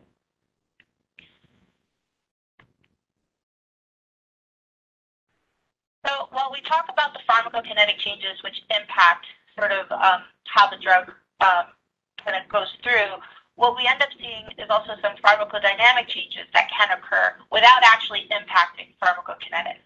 So that's changes that occur actually at the drug when a drug meets the receptor. So any change in receptor number, affinity for receptor, any alteration in how the signal gets sent from the receptor once the drug is bound, or any changes in homeostatic medications will impact pharmacodynamics of a medication.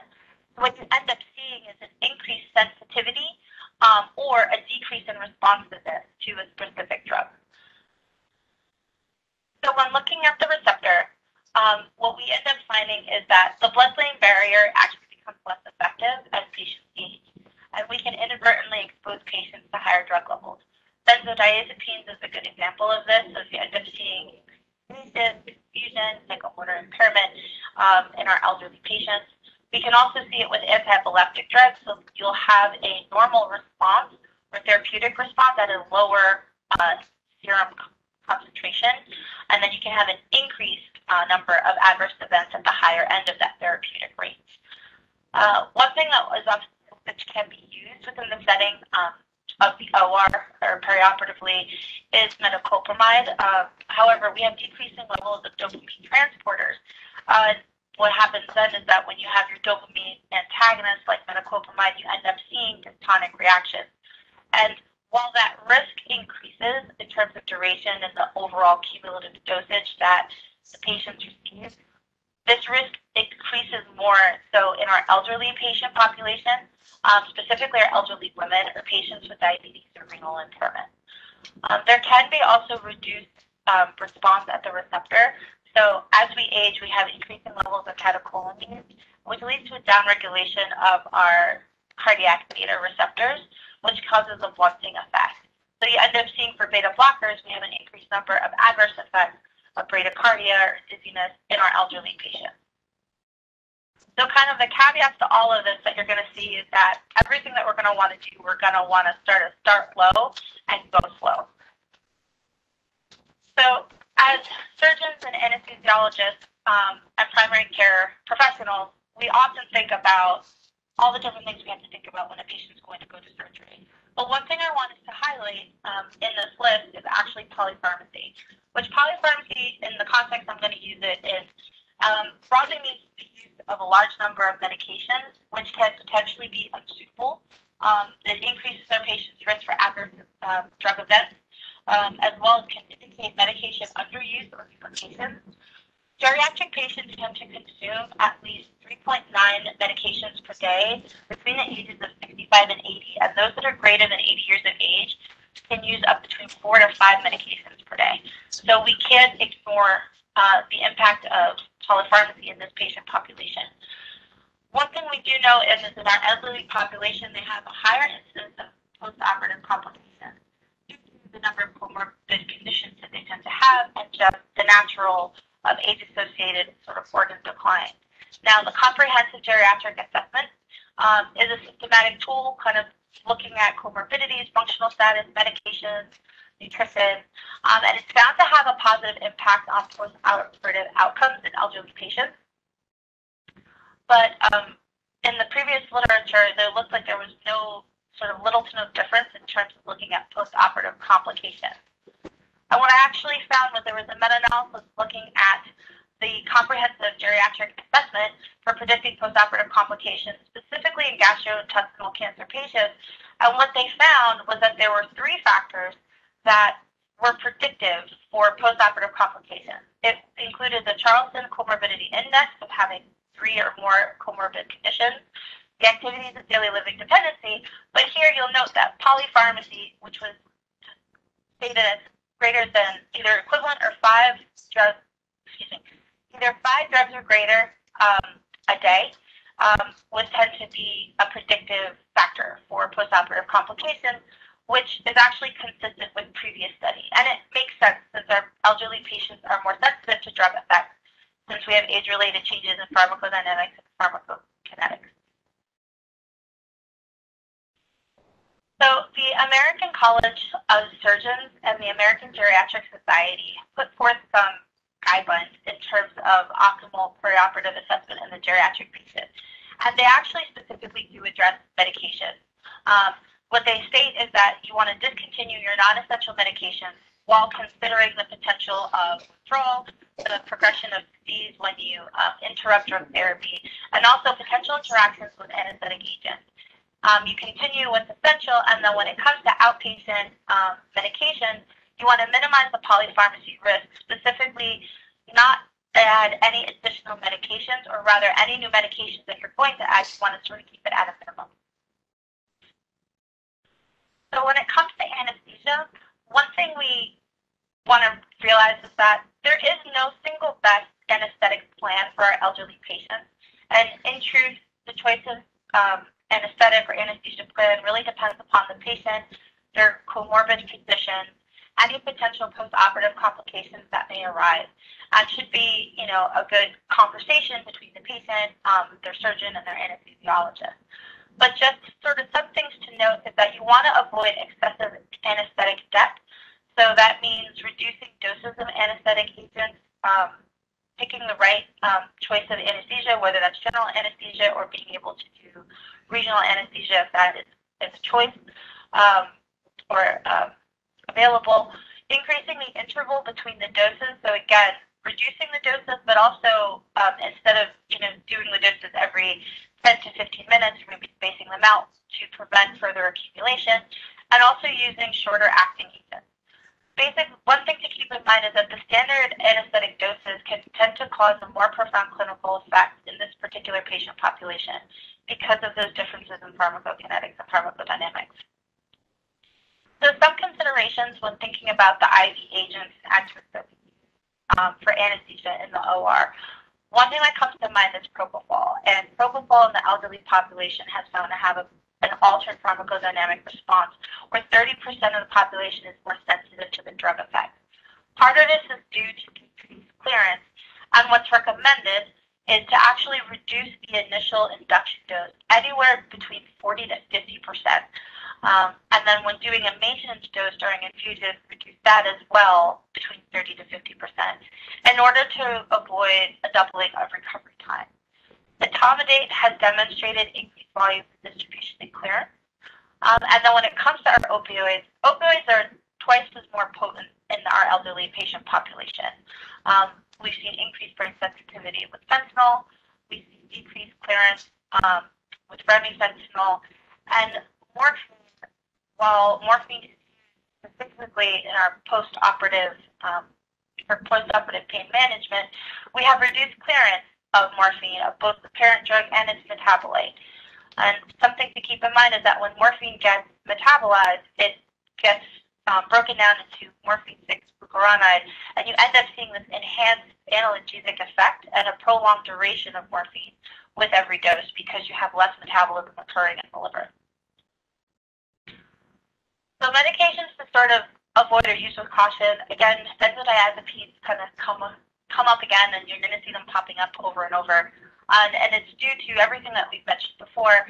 But also what's interesting is that there can be paradoxical worsening of agitation with benzodiazepines. And if you choose to use versed when doing anesthesia in a patient, in your geriatric patients, you want to consider decreasing the dose and really reducing it by half or avoiding use if possible. The neuromuscular blocking agents, there are times for your procedures you're going to have to paralyze your patient. So some things to keep in mind is that you're going to see a prolonged time to onset as well as a prolonged duration due to changes in metabolism and renal elimination. So using something like rocuronium or vecuronium will have prolonged duration, but any sort of paralytics that are eliminated by any other means, like cisatracurium, will not be impacted as much with age. Of note, even reversing something like rocuronium with Sigamidex, you'll have recovery of muscle function, but that recovery is still slower in your older patient population. So there was a study done in Scandinavia looking specifically at rocuronium in patients who were greater than 80 years of age. And what they actually found was at the time of onset in their elderly patient population was about 82 seconds longer than in their younger patient population. And the duration of action in their elderly patients was actually 31 minutes longer. So again, it's just something to keep in mind. You're going to see these changes with our elderly patients. This next study actually looked at the efficacy, safety, and pharmacokinetics of Sigamidex, specifically in elderly patients. And they broke their patients into 3 groups, sort of kind of like your adults, your elderly, which is 65 to 74, and then your old elderly, which is greater than 75. And what they found was that the time to recover for a train of 4 ratio to 0.9, it increased with age.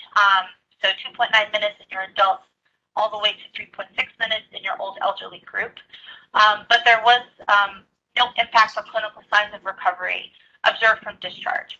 So again, you're going to see this sort of increased clearance, or rather decreases in clearance with age, slower recovery times. So it's just something to keep in mind with our elderly patient population. So Dr. Pitera did a really great job in terms of discussing multimodal analgesia. So I'll just be sort of picking, I think, what's interesting from the pharmacy sort of standpoint.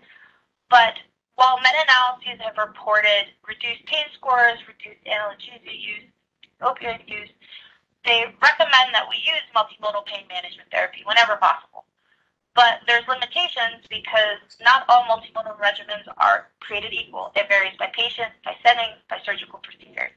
And so since there were limitations in the conventional guidelines, it actually led to the formation of a specific procedure-specific pain management initiative called Prospect.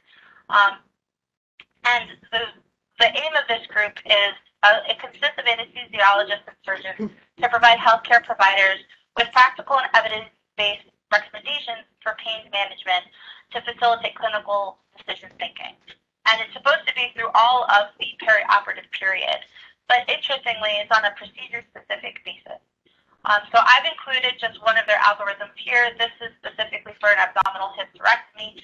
But as you can see, you have within the peri-operative period sort of things to consider for your low-risk patients and your high-risk patients.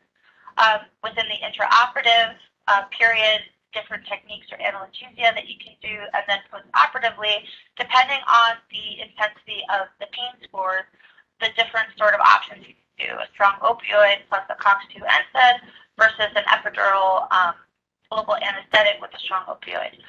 So it's interesting that the Prospect group, they look at the evidence, they look to see what would be sort of like the best recommendations, and they do this for specific surgeries.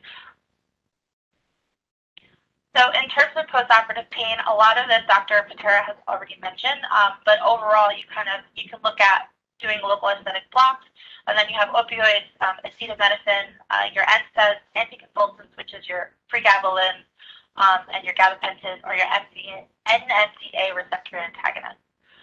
So for regional anesthesia, you can do postoperative anesthesia, and if you do, epidural tends to be a good option for specific surgeries. And they've found lower pain scores with lower systemic opioid exposure. For peripheral nerve blocks, they help reduce pain in the early postoperative period and providing about 8 to 10 hours of analgesia. So the local anesthetic agents that will end up being used, you want to use a long-acting local anesthetic, and really that comes to mind bupivacaine and ropivacaine. And the bupivacaine I'm talking about here is the unencapsulated bupivacaine, which is not the liposomal bupivacaine. And what you find is that, for onsets, it's comparable here. You can take a look at duration as well as time to peak. The few things I want to note is that bupivacaine, ropivacaine, your local anesthetics, there is milligram per kilogram dosing that's really recommended. You don't want your patients to receive too much of a local anesthetic because you don't want to hit them over into the local anesthetic systemic toxicity. So things to keep in mind is that there is a maximum amount per dose, in addition to a maximum amount milligram-wise in a 24-hour period. So for bupivacaine, that would be 400 milligrams in 24 hours, and ropivacaine for the pack of insert is 770 milligrams in 24 hours. Something to note too between ropivacaine and bupivacaine is that ropivacaine, it seems to have it has an improved safety profile when compared to unencapsulated bupivacaine. It's less lipophilic, and it tends to have more motor sensory differentiation and as well as a better cardiac profile. So we tend to see less cardiac side effects. So for opioids, again, as Dr. Pitera calls it, it's a burning platform, so we're really trying to get away from this. Things to just keep in mind is that morphine, smaller doses really allow you to titrate what's needed for adequate analgesia. So something small, 1 milligram, 2 milligram every 4 hours allows you to really assess how well it's working for your patient. And again, morphine tends to have a longer, prolonged effect due to decreased metabolism. When it comes to PCA use, they found that PCA use is fine in your older patients who are cognitively intact. They found similar reductions in younger patients, and overall they tend to give themselves less opioid. But as Dr. Pitera mentioned earlier, the potential problem is PCA by proxy. So basically anyone else, pushing PCA other than the patient. And the Joint Commission really recommends that if doing PCA by nurse proxy, it be done at institutions where there is patient selection criteria and their monitoring standards have been established. Oxycodone is one thing that you can use, tends to have a higher bioavailability than morphine and not impacted by renal impairment. But again, for the opioids, the other thing to consider, again, you want to reduce your dose, so start a lower dose between 25 to 50% lower than recommended and increase slowly. So for our NSAIDs are a choice in terms of putting it in the multi-analgesia pathway. They really do help reduce morphine requirements and the related adverse effects in patients who are getting opioids, but they do have their own side effect profile in the elderly. Part of that is gastritis and ulcer formation and GI bleeding, because as you age, you tend to lose those protective factors.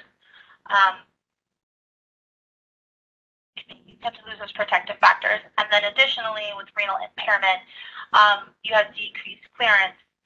So it's something you want to be careful for. So things to consider when you have a patient who's greater than the age of 65, if you're going to be using something like Toradol, really 15 milligrams IV every 6 to 8 hours is fine. You don't want to do more than 60 milligrams in a day. Make it PRN, and again, Toradol only has a 5-day max. Ibuprofen you can do as well, and that's going to be 400 to 800 milligrams every 6 to 8 hours. For acetaminophen, again, it's all right for mild to moderate pain, and it plays a role within the multimodal pathway. So for Ofirmev, we typically do 1 gram IV every 6 to 8 hours.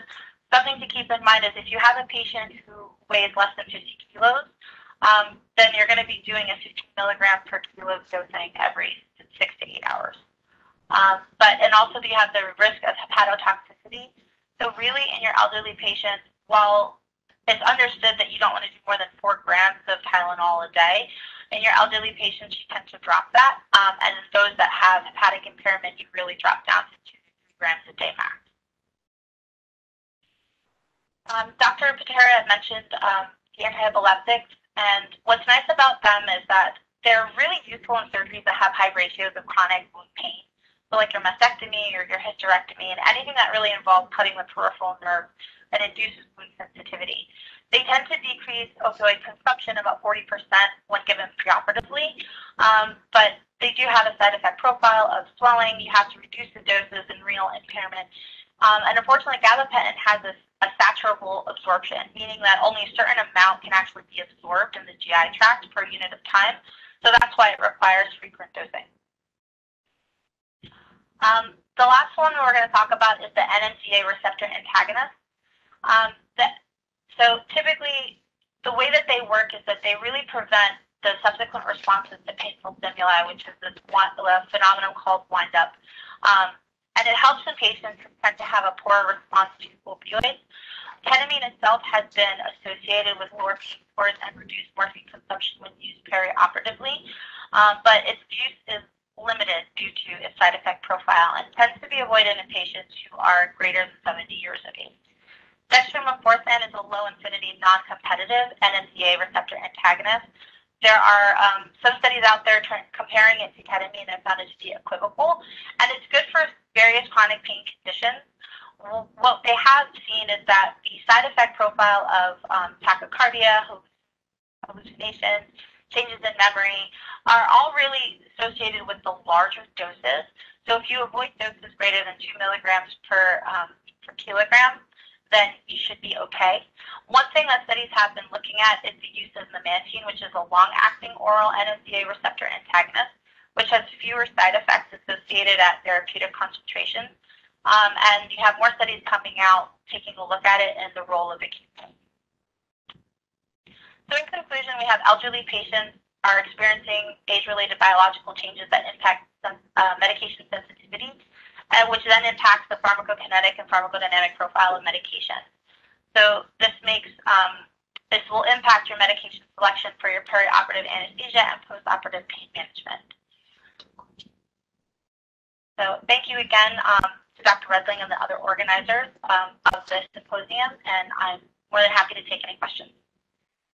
So we can take 2 questions before we move to the next topic.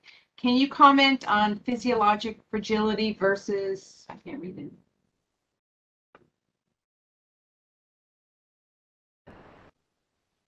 it. Oh, what are the most fragility hold on a minute. I'm sorry. I'm having trouble reading the chat box. Sorry. Oh,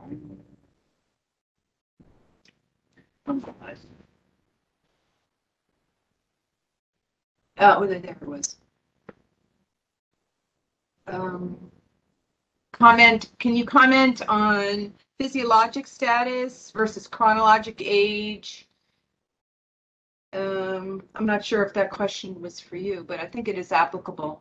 I guess we're talking about the patient functionally physiologically old versus, chronologically old, and how I guess you adjust medications depending on both issues. Gotcha. That's a great question. I am by no means a geriatric pharmacist. When I'm looking at my patients, I really try to assess, what else do they have going on, and how is that going to impact. I don't know if I'm necessarily the best person to answer this question, because I don't. When I'm verifying orders or I'm making recommendations, I don't differentiate. Okay. And there's a question about what are the most fragility condition? What fragility conditions are, I guess, most important? I guess as far as healing, I guess medication management. I'm guessing what that question is specifically, but it was along the same issue. I think that was more focused on anesthesia, not necessarily pain management.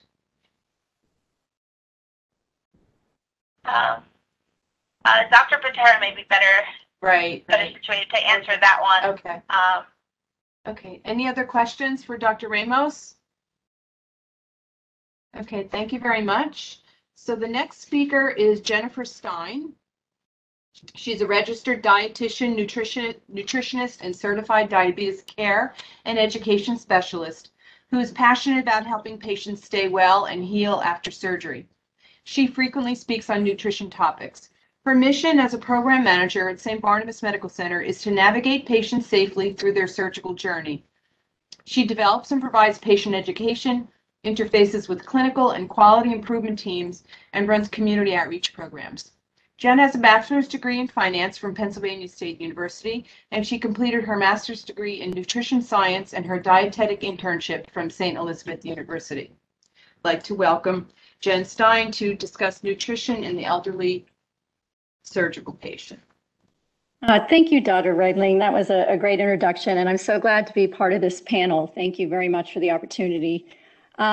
So like Dr. Redling said, I get an opportunity to work with surgical patients preoperatively, and I'd like to share with you tonight some of those insights of what we do to help our patients get optimized. So if you want to, can you start the? Yes, we're doing that for you right now. Okay, thanks. You could start. So, you know, while we post your slides. I was thinking about what I wanted to share with the people who would be signing up for this symposium, and I thought some objectives would be to understand the importance of nutrition therapy and patient outcomes. I think we all do, but I was going to go into a little bit more detail on that. And just, you know, at the end, maybe be able to discuss the benefits of nutrition therapy.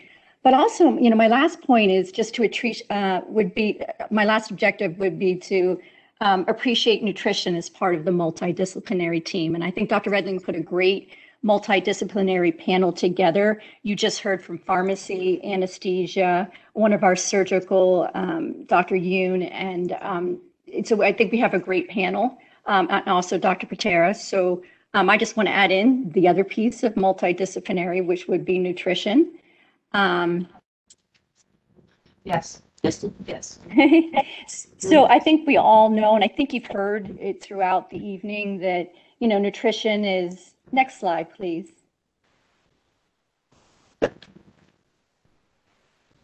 Okay, sorry, we're, excuse me. We're going to be pros at Here we go.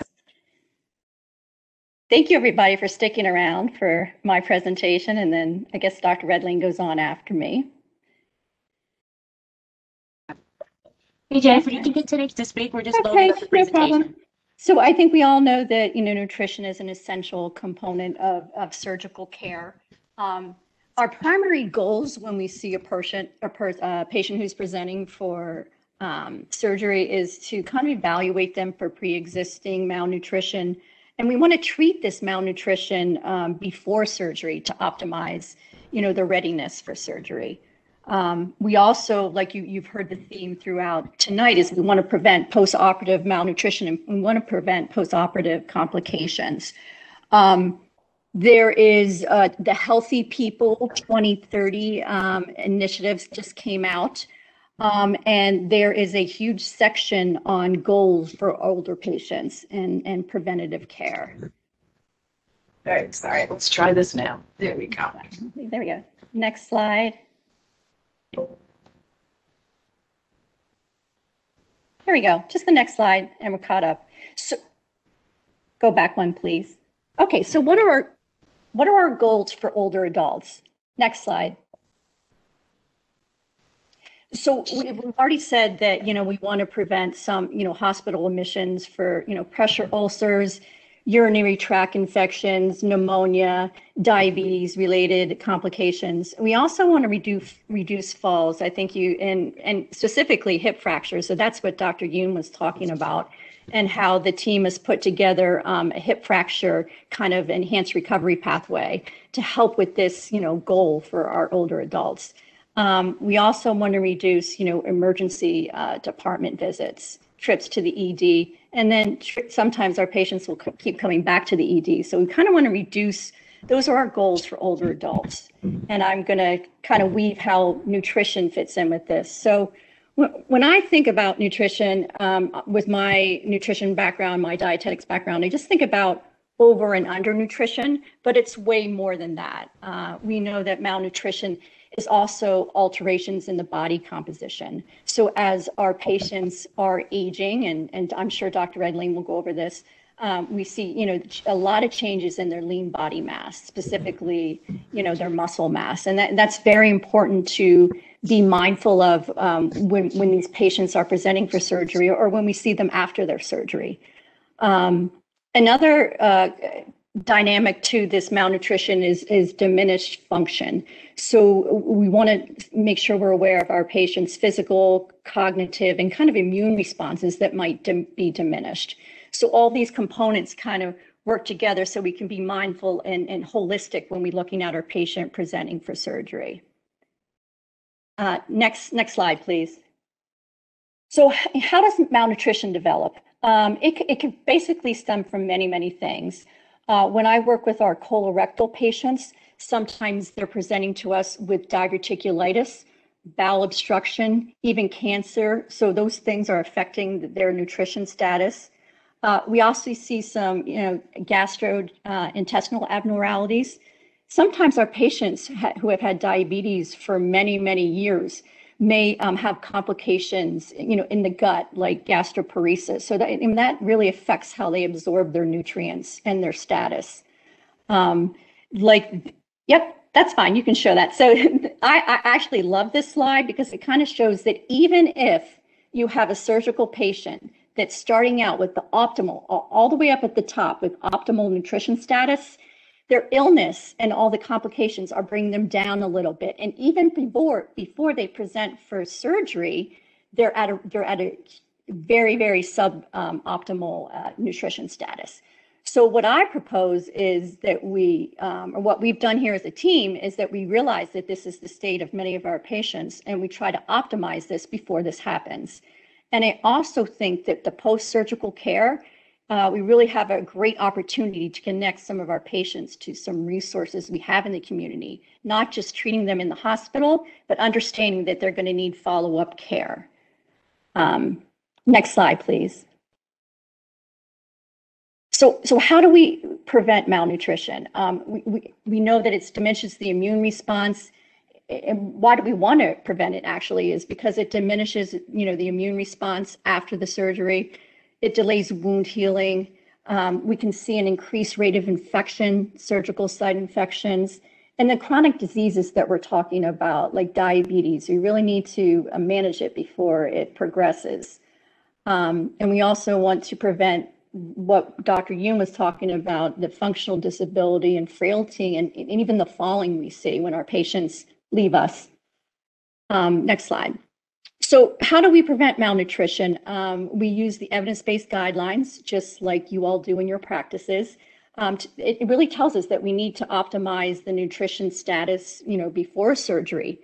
And then we've also weaved all these things we're talking about tonight, like anesthesia and the medications and pharmacology.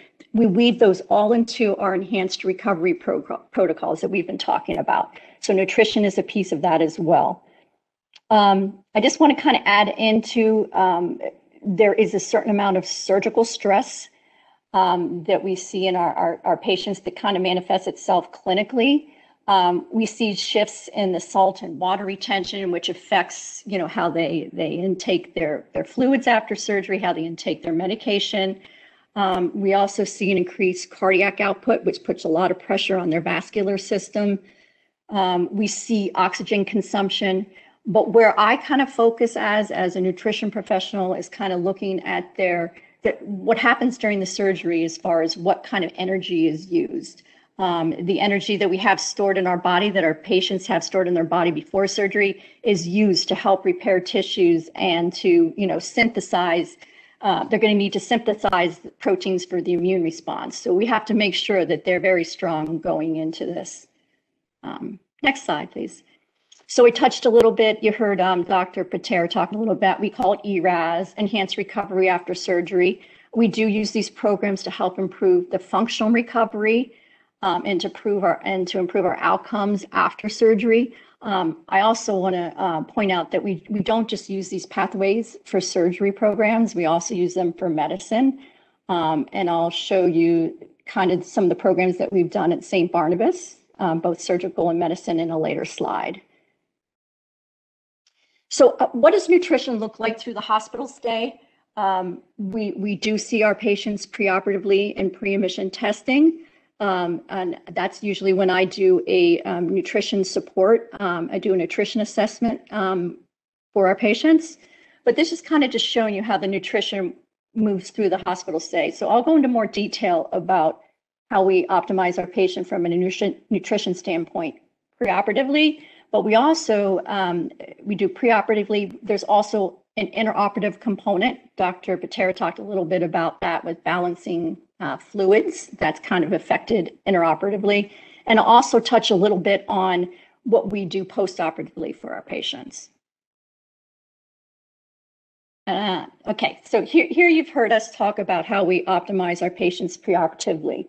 So our patients will present within 30 days of their surgery to our pre-admission testing area, and we'll go over, they'll meet with the peri-operative team. We have 2 peri-operative nurses that have been working with our patients for a couple years, and they'll do, a blood management screening, see if their hemoglobin A1C is in line with being safely to have surgery. I want to point out, after I do work with quite a few patients having colon surgery that are in their 70s and 80s, and one of the things that you've heard through this whole talk is that they're on a lot of medication. And I'm particularly mindful of how they're managing their diabetes, because they could have diabetes for many, many years with that chronic and not managing their blood sugars very well. So this becomes a key component of how we work them up for surgery. We also do a smoking cessation screening. I do the nutrition assessment, which I'll go into. The perioperative nurses also do some pain management where they explain about the multimodal. As Dr. Pitera mentioned, some of the preoperative pain management multimodal that we use may not be appropriate for our patients over a certain age. So the nurses will make sure that everything's safe before they prescribe that. We also do a delirium risk assessment. I know post-operatively, Dr. Redling will probably get into this. I know there's a COWS, I think it's called, assessment, but preoperatively, we do like a mini cognitive assessment, just to see if our patients might be at risk for delirium after surgery. And if there is, there's the perioperative nurse usually has a consultation with the team about the results.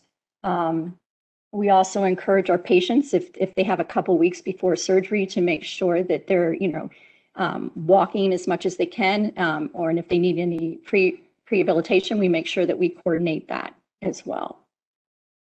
So here's what I do. I use a preoperative nutrition score. We call it PONS. It was actually developed by the folks at Duke University. I have the reference on my last slide if you would like to look into it, but it's basically saying that anyone who's presenting for surgery, we should look at their body mass index.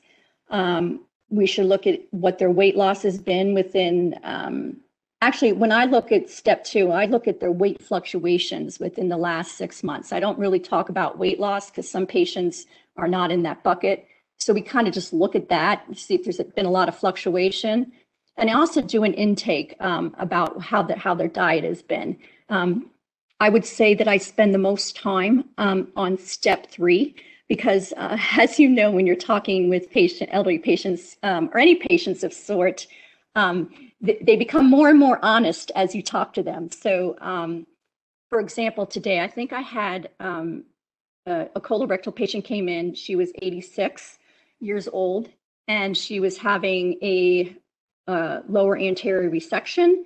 And she told me she eats very, very well and that her body weight has been fine. But once she started talking to me more and more, we realized that what she was eating really wasn't going to, hit her protein intake that she should have had. So I thought that was interesting. And like Dr. Pitera said, when you're sitting down and we're talking to these patients preoperatively, we're really trying to, set their expectations for pain. And we're also trying to set their expectations for, what they should be eating nutritionally after surgery. Okay, so I thought I'd just present a quick case study. And here's what we had. So this was another patient I worked with. He was an 82-year-old male. He came to pre-admission testing for his evaluation. He was also having a lower anterior colon resection. A lot of our patients that are having that type of surgery either fall into two buckets. They either have colon cancer or, recurrent diverticulitis. So his social history, he wasn't a smoker. He had social alcohol. His body mass index was very, very low. His albumin seemed fine if you just look at those labs, but I wanted to point out sometimes in the elderly, we use that albumin number as a indicator of protein status, but sometimes we're finding that number may not be accurate, especially as body mass, as body composition and dehydration status can affect that number. So I kind of look at more of how they present physically, what they look like, if they're lean. But he was pretty honest with me in expressing that his appetite was poor and he had lost about 20 pounds over the last 6 months. And then we also kind of asked the patient, and our perioperative nurses go over this as well, but we kind of asked them, what their activity level is. So I just want you to think about how you would optimize this patient's nutrition status while I go over a couple different slides. Okay, so here are some oral nutrition supplements that we have in our peri-op optimization clinic. It's an Ensure product, but it's really, it has been reformulated for us. So it's an immunonutrition surgery drink, and it has arginine in it, which is amino acid, which works real well with some fish oil, and we had this formulated for us in the clinic. We also have another product. It's a carb loading drink. It's like a Gatorade. It's supposed to help with the hydration status. Next slide, please. So that's what we do preoperatively. Intraoperatively, we like to, oh, no, next slide, go back. We like to use the preoperative carb loading drink. It's made with maltodextrin. We like to use that preoperatively because we found that it helps decrease the needs for intraoperative fluids, the goal-directed fluids that Dr. Pitera talks about. I get a lot of questions about that carb loading drink. Sometimes our patients who have diabetes question if, they're always looking at labels, question if they should have this carb loading drink because it is high in carbohydrates. But we explained to him that it's been proven to actually maintain their blood sugar levels. So that's why we use that. Post-operatively, what we do with nutrition is we have early feeding. We have a post-op clear liquid food tray that is given to all our surgical patients within 6 hours of surgery. Even if our patients are still in the recovery room and not on a floor or on a post-surgical floor, they'll still receive the post-op clears. We found that by early feeding really helps with the recovery. It helps get the gut working again. It helps with hydration. And it also prevents in our colon patients post-operative ileus. When the patients, I just want to go back one more time, one more point I want to make. Our nutrition-focused physical exam is also done by an inpatient dietitian, which can screen for malnutrition. Next slide, please. So here's what we did with this patient. Here's what we did to optimize it. We gave him the immunonutrition shakes I talked about to start 2 shakes a day for 5 days before surgery. We also gave the patient a carb loading drink that I talked about. We gave him 1 drink for the night before surgery and 1 drink 2 hours before surgery time. He had no issues with gastroparesis or diabetes, so we felt that it would be safe to give him that carb loading drink the day of surgery, 2 hours before his surgery time. Our perioperative nurses also brought him back before surgery for iron IV infusions.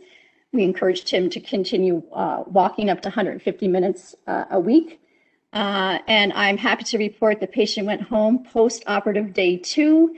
A patient having this type of surgery 5-6 years ago would have been in the hospital for 5 days. He was up and walking within 6 hours of surgery.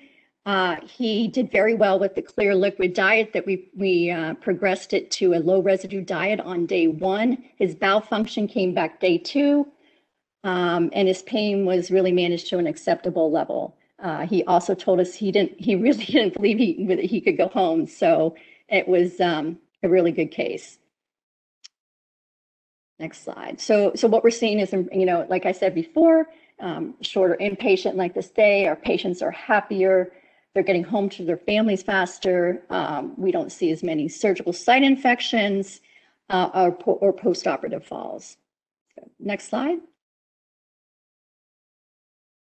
So what is needed? I just wanted to put the slide in there because you're advocates out there, and I think that if you can advocate for your patients by, using enhanced recovery pathways that work, and also just a nod out there. Maybe Dr. Redling can add some more value on this, but currently Medicare does not cover malnutrition care, and I think that really needs to change.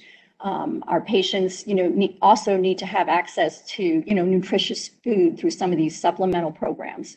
So I just really want to advocate for that. Next slide.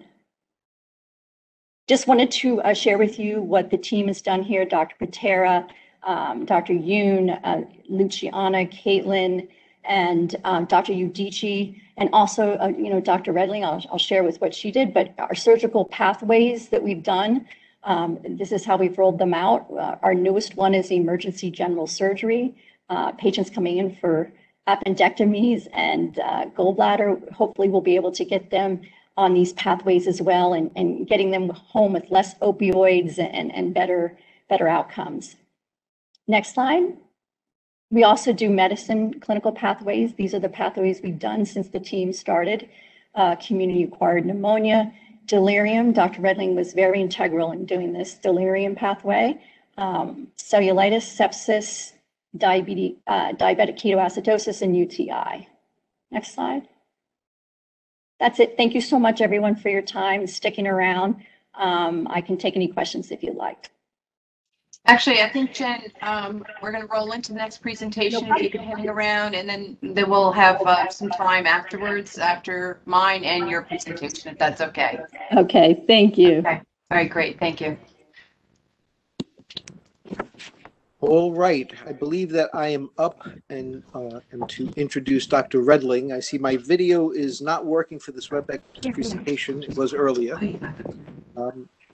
but perhaps that's better for everyone. Thank you, Jen, and all the other speakers. Frankly, I hope that the audience has heard and learned that the perioperative management of patients, particularly those that we're speaking of, the geriatric population, can have truly fantastic and for some unexpected great outcomes. And that is wonderful to be able to say, to be able to hear, and to be able to know.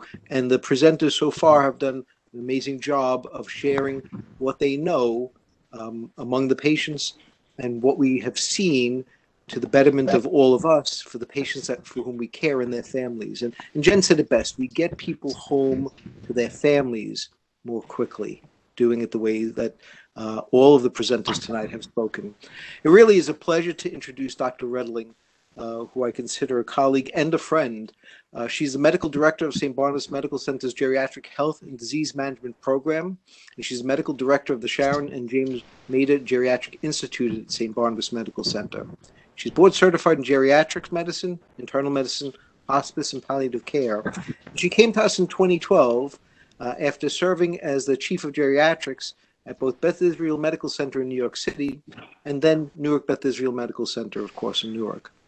Her interests include caring for complex elders, Alzheimer's and related dementias, and promoting and teaching and improving the care for health system elders. She is one of 3 geriatric physicians, including Dr. Emily Baylor and Dr. Manisha Grover, and works integrally with our residents in teaching them about the care of elderly patients who are on the other side of the spectrum, and we now recognize are not just older people, they are different, just like children need to be managed differently than older adults. It is my pleasure to introduce her tonight, and I want to share with you one personal story about the skills and knowledge of Dr. Redling and her team.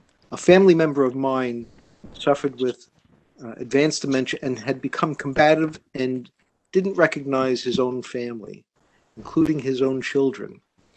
And after seeing several other physicians, my cousin turned to me and said, "Is there anybody else that we can see? Because otherwise we'll have to put my dad," meaning his dad, "into an institution." And like all of us, we love our family.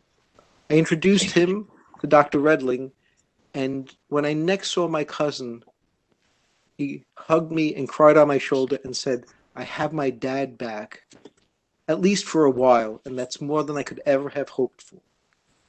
That is a testament to Theresa Redling, her team, and others who have skill sets far beyond my own.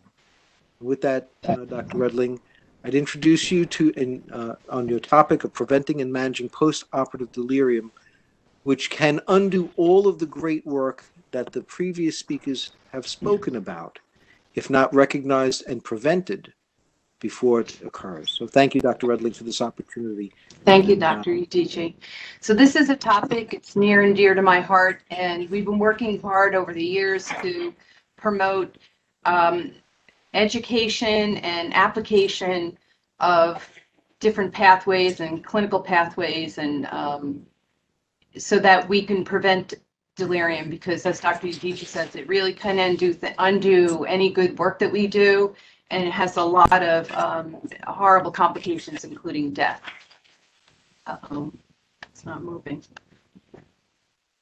Let's see if I can get some. Oh, there we go. I have nothing to disclose. Okay, so the agenda is, what is delirium?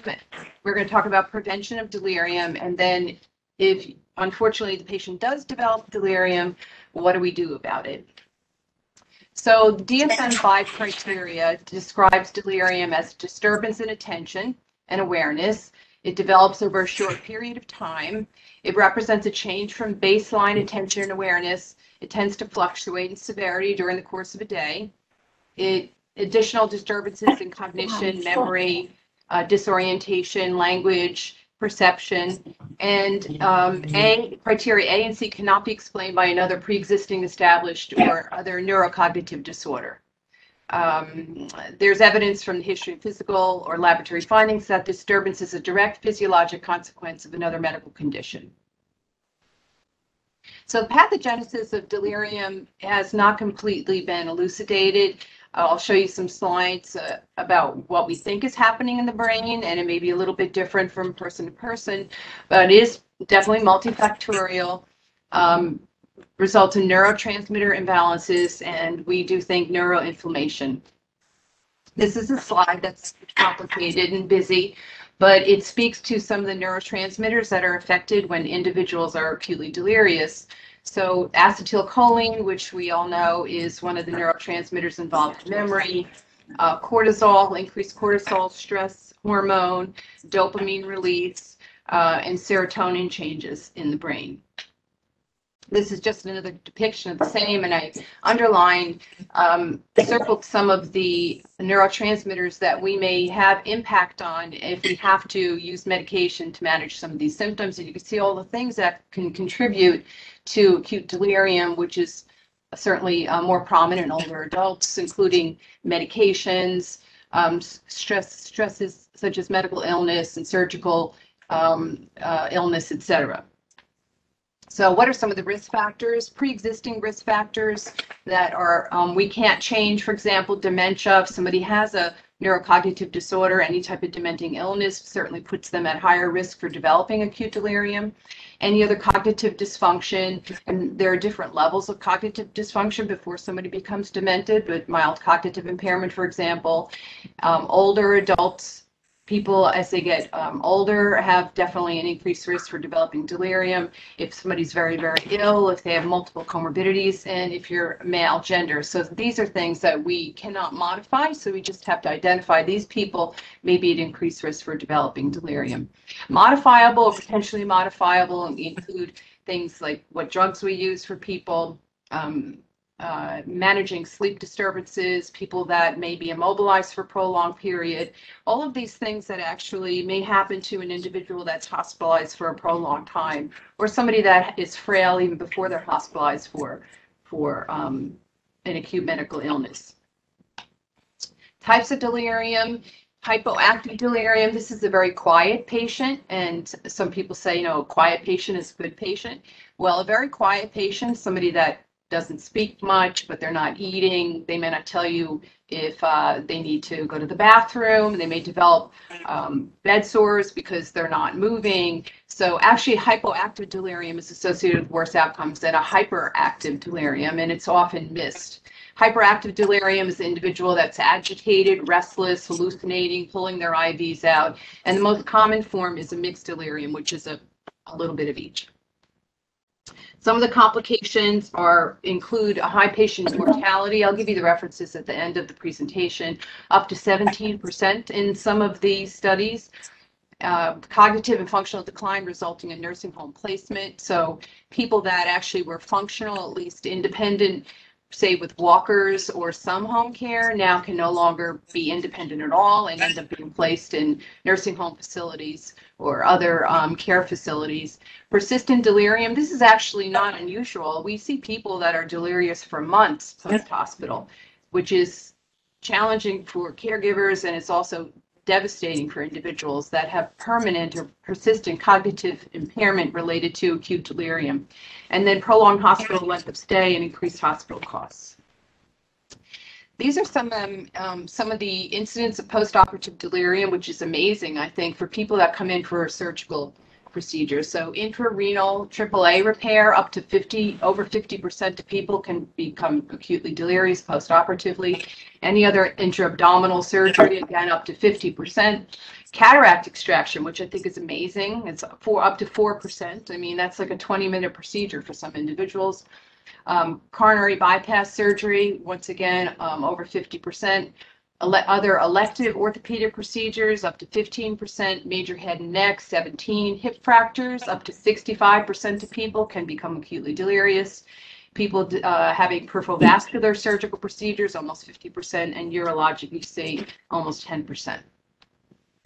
So how do we identify delirium? And this is called the confusion assessment method. It was developed by Sharon Anoa'i. She's a geriatrician out of Yale. It was developed a long time ago. And we use it actually, we use it at St. Barnabas, and it is in Cerner. And we will be using it more frequently when I talk about some of the programs that we're developing, because the nurses do it, but then we don't know what to do with the results. So you could see using confusion assessment method, this is a simple procedure. It includes, you have to have 1 and 2, which is acute onset of mental status changes or fluctuating course and inattention, and then either 3 or 4, or either disorganized thinking or altered level of consciousness. I think the challenge for some individuals in doing this is people may not know what their baseline is. So they don't know how acute the change in mental status is, and that becomes challenging, particularly for people that have cognitive impairment as baseline. Some of the precipitating factors intraoperatively include the type of surgery, as I pointed out. The very high-risk surgeries have a higher incidence of post-op delirium, and then the complexity of the operation, being exposed to anesthesia, how long you're on the operating table, any kind of intraoperative complications like hypotension or cardiac arrhythmias, anything that could decrease perfusion to the brain, and certainly anyone that comes in for an emergent surgery is at higher risk for development of delirium.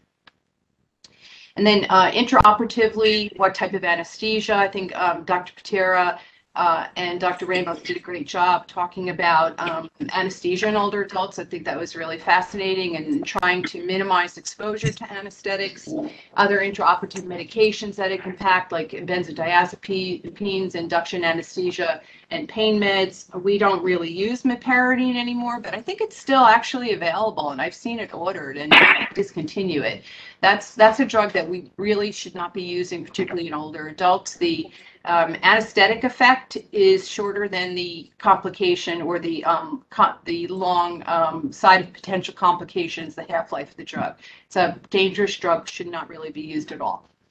Other precipitating factors post-operatively include anemia. If somebody becomes profoundly anemic, if somebody gets hypertensive or develops other type of shock, hypoxemia, if they're intubated for a prolonged time period, if they're prolonged use of sedatives, and then pain medication, or not managing pain either. Other post-operative at later times, people that aren't eating, as Jen says, we need to feed people post-operatively, and I've seen that, unfortunately. People with prolonged nothing by mouth status increases risk for poor healing, but also for development of delirium, abnormal electrolytes, other hospital-acquired complications that may contribute to delirium, use of restraints, indwelling catheters, all of these things that we subject our older adults to while they're hospitalized. Pain, infection, sleep deprivation, very, very common in hospitalized patients, and I'm going to talk about that in a bit. And then other alcohol or drug withdrawals that may not have been identified is a problem in older adults. Older adults use drugs too, illicit drugs as well. It should be part of your history, and identifying just how much alcohol they may be drinking prior to going to the operating room. So how do we prevent delirium? So we are going to initiate this. I'm so excited. This is called the Hospital Elder Life Program. It actually was developed also by Sharon and OA, and actually it is now owned by the American Geriatric Society, and they actually have a co-care program, which we're actually going to embark upon soon at St. Barnabas, and this helps to maintain cognitive, physical, emotional well-being in hospitalized older adults. So what is it? It's a comprehensive program of care for hospitalized older patients designed to prevent delirium, functional decline. Another term for that would be hospital-acquired debility. It's been demonstrated to have clinical effectiveness, cost effectiveness, and lower resource use during hospitalization, and basically targets older people over 70 years old. Program goals are to maintain physical and cognitive function throughout the hospitalization through daily interventions, maximize independence at discharge, assist with appropriate transition from hospital to home or other step-down care setting, and then improve the geriatric skills of staff throughout the general medical unit on all levels of care, not just physicians and nursing, but all levels of care. The key interventions seem simple, but actually very challenging to implement in a large, busy hospital, and they include daily visitor programs with structured cognitive orientation, calendars, clocks, verbal cueing. Therapeutic activities include daily volunteer visits, and I could speak briefly about what was done, actually, because these programs have been ongoing throughout the country, and even through COVID, they were ongoing. Daily volunteer visits, they're a key component of help, but you can do it without volunteers as well, and we are working on that. Using reminiscence, music therapy, other things. Early mobilization means multiple walks daily by staff, not just one loop around the unit or down the unit with the therapist, but multiple daily walks by the staff. Non-pharmacologic sleep protocols, which include warm beverages, lights out, no testing after 10 p.m., and silent staff. So unless there's truly an urgent reason to have that chest x-ray at midnight, then it's not done. After 10 o'clock, there are no vitals done, and it's a quiet time. So we are actually going to do this pilot on 2 units in the hospital, and after we hire an elder life specialist and the staff gets trained. It includes, in addition, providing hearing amplifiers, magnifiers, making sure people have all their assistive devices so they could see and hear, and then feeding and fluid assistants and volunteers actually trained as feeders. and then geriatric patient care education for the unit nurses as well. I just want to show you, this is busy. I'm just going to point out, these are these health program kits. They're these little boxes that are given to individuals, and they have recreation, other tools. And actually, you could see this was during COVID year. It was provided. You could see that there was no visits. The tools that they provided, instructions, stress balls, exercise bands, things like that, activities. This was like a COVID toolkit for individuals that were on the HELP program. So in summary, the HELP program is an organized, focused intervention with proven results. It reduces the incidence of delirium in hospitalized older adults, maximizes independence at discharge, and improves the geriatric skills of hospital staff. So we actually are going to initiate this program, St. Barnabas. Very exciting. So just in conclusion about prevention, the HELP program saves up to $1,000 per patient episode for hospitalization, decreased length of stay, decreased transfer to skilled nursing facilities, which really no patients want to go to subacute, I can tell you that. Nobody wants to go to rehab after the hospital, they want to go home. So this will help us do that, and also increase savings for our hospital and nursing homes as well. Decreased transfer to the intensive care unit, and then decreased mortality significantly. Actually showed 321 days people were alive with no delirium after the first year of hospitalization, and only 274 days alive after they had experienced episode of delirium. And then also improved patient, caregiver, and staff satisfaction.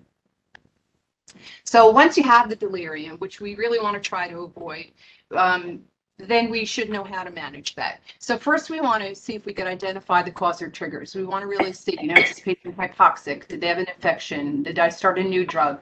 And the mnemonic I watch death, I'll show you that. I like that very much because it shows how important and how scary delirium is and how dangerous it is when it happens to individuals, older adults, but really anybody. And using non-pharmacologic management first, if we can, and then what appropriate medication dosages, et cetera, do we need to initiate if the patient cannot be managed with somebody calming them, and trying environmental changes first. So this, as I pointed out, shows everything, really almost anything can contribute to delirium in older adults, particularly those that are frail, that have other multiple comorbidities, and certainly cognitive. And his mnemonic was nude. Can somebody, I don't know, somebody's not muted out there. Withdrawal, as I said, you should not assume that somebody doesn't use alcohol or drugs, and that can happen, up to a week post withdrawal of certain medications. They have something acutely metabolic going on. Do they have a trauma and something we're not seeing externally? Do they have any CNS pathology, hypoxia, vitamin deficiencies, endocrinopathies, any acute vascular event, toxins, drugs, and heavy metals? So this just to give you a guideline. But the first thing I think to do is look at the individual's vitals, see if there's something that's correctable. Are they hypoxic? Are they in urinary retention? Are they fecally impacted? Did they get 2 milligrams of Ativan last night? All of these things you really need to look closely at. So this is an algorithm. I think it's pretty good. It's busy, but basically it says evaluate the cause. So you want to try to identify that if you can. You want to manage underlying causes, look at the medications, manage their oxygenation, etc. If you can, non-pharmacologic measures are very useful. Allowing families to stay, that's really, really very useful. We really want to try to avoid sitters or people with one-to-one if we can, because nobody pays for that. I mean, that comes out of the hospital's pocket. But I think people are more receptive if they know the individual that's sitting with them anyway. So allowing family members to stay with them is really important. And then if they do not respond to non-pharm measures, then we could start medications. Always start low, gradually titrate upwards, and they need close monitoring. Clearly document dose routine. So I'm going to tell you what we do use, but also you should know that there is no FDA drug approved for acute management of delirium, nor is there any evidence that shows that it decreases the length of the delirium or impacts positively on outcome. So that being said, we do have a delirium pathway, which I'm going to open in a bit. And you have to use these drugs cautiously and mindfully, and monitor the patients very closely and stop them when you can, because there's a lot of side effects. So most commonly we use haloperidol. Starting dose should be very, very low, particularly in older, frailer individuals. We're talking about like 0.25 or 0.5 milligrams. It's preferred. You can give it IV. Pharmacists don't like that because it actually causes the most side effects quickly. It is available IM and orally as well. It's dosed generally every 4 to 6 hours, and just be aware that it does increase the QTC and it increases extrapyramidal symptoms and really Parkinsonizes people. So that being said, you don't want to use that drug for somebody who has Parkinson's or Lewy body dementia. You have to weigh the risk benefit. If somebody's very agitated and at risk for hurting themselves or hurting others, you have to medicate them. I mean, they're in the hospital, we can monitor them. Other approaches, quetiapine or Seroquel, is only available orally. It is extremely sedating. It does prolong the QTC, but it does not have a lot of Parkinsonian or dopamine blockade. So it may not be as effective for psychotic features because it's very minimal dopamine blockade. But as I said, it's sedating. And some people respond to it better, but they have to be able to take it orally. Olanzapine is another one of the second generation antipsychotics. It is available in pharmacy, and you can give it IM. Starting dose is 2.5 milligrams. It actually is part of the agitation protocol in the emergency department. So when we're actually treating acute delirium, we're actually treating acute agitation. Because certainly if somebody has a hypoactive delirium, they don't need medication. We need to fix what's causing the delirium underneath it. But this is really more specifically for the patient that's acutely agitated that we need to manage for safety. Olanzapine and aripiprazole both have minimal QTC prolongation. Olanzapine has quite a bit of anticholinergic side effects, which are sedating and can increase confusion. So you have your choice. These are all available actually on formulary. You just need to know how to use them properly, and I'm going to show you our pathway in a bit. Other commonly used medications, lorazepam. It is not first line. It is not first line. It is not first line. I see it used all the time, and particularly people, I think Dr. Ramos mentioned how often in older adults may have a paradoxical effect. So you may give somebody a milligram of lorazepam and they're totally snowed. They're out for 6 hours, and then they're awake and agitated and pulling, and they're more even agitated and more confused than before you treated them. So the indications for lorazepam as first line would be anything with Parkinsonian features like Parkinson's disease, Lewy body dementia. That would be an indication. If somebody has alcohol or drug withdrawal, then certainly that's an indication. Once again, it's not first line for patients with delirium unless they have these underlying comorbidities. Can I get on? So I want to actually get on Cerner and show you the pathway. Yes. I'll let you. I hit escape, okay? Okay. And now, okay. I want to show you the pathway here. Okay, sorry about that. Okay, so I just wanted to show you the delirium pathway that we have embedded into Cerner. And you can actually see here geriatric delirium non-ICU, and then the interdisciplinary patient care. That's more nursing orders. They will be embedded together when we initiate the HELP program, but I'll just show you. This is actually a medication order. Okay, so it says the geriatric accompanies this order set and must be initiated. You can see actually the important things these are some things that actually should prevent delirium as well. We're hoping to go upstream so that we don't have to just continuously initiate medications for agitation.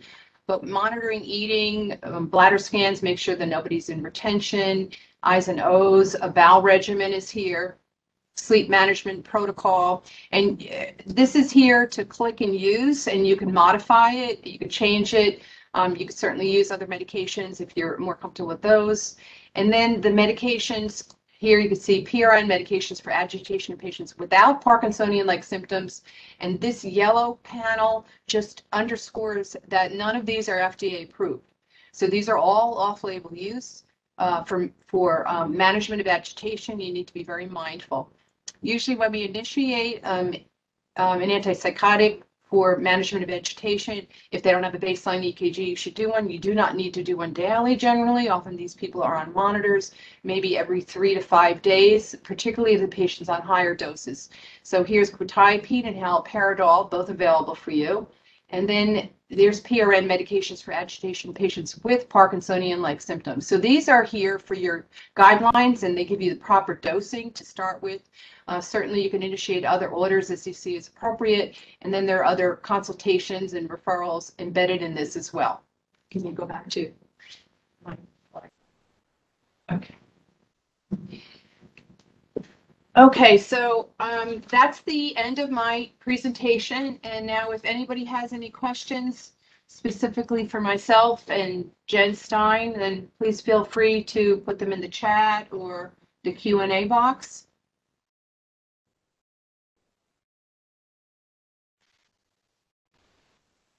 I can see that. Yes.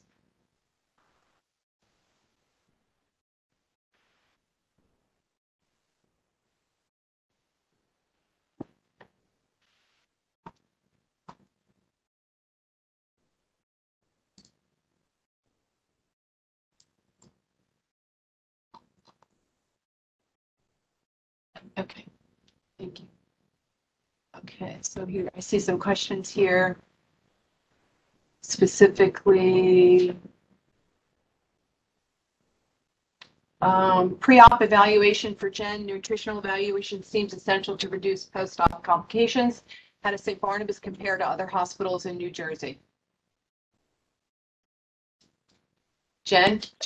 Yeah, so I would say that we participate in some collaboratives that tell us how we're doing compared to everybody else, but it's, you know, it's kind of self-reported data. I know we get calls all the time to share our information with other healthcare systems as far as what we're doing with enhanced recovery. And I have to say, I think we're probably ahead of a lot of other organizations. But what I do is, I compare myself to the national standards and the national benchmarks, which tells me how we're doing with length of stay, opioid usage, and readmissions. Thank you. I went out of, and there was a question, when do I foresee help being started in the hospital? We're hopeful within the next few months. We're in the middle of hiring an elder care director and working with the American Geriatric Society co-care. Then the nursing staff and CNAs will be trained on no, I just want to see the chat. They'll be trained specifically in HELP, and it's going to roll out at 41 and 4,700. So we'll do some baseline. We're doing baseline data collection right now, and then hope to initiate this. I say probably over the next 3 months or so. What is the average nurse to patient ratio in hospitals with HELP? You know, I actually don't know that. And they actually, but I do know, I mean, I had the opportunity to attend a full day HELP program out of the American Geriatric Society a few weeks ago. And the nurse to patient ratio doesn't change. What changes is the education of the staff and the different management towards the individual, and more engagement with nursing, with family members, caregivers, etc. That's what changes, and it really impacts quality, etc. As far as how patients do, and decrease delirium, functional decline overall. So that doesn't change actually. Nobody gets hired additionally for the program.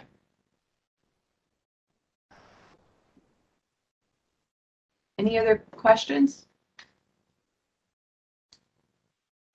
Let's see.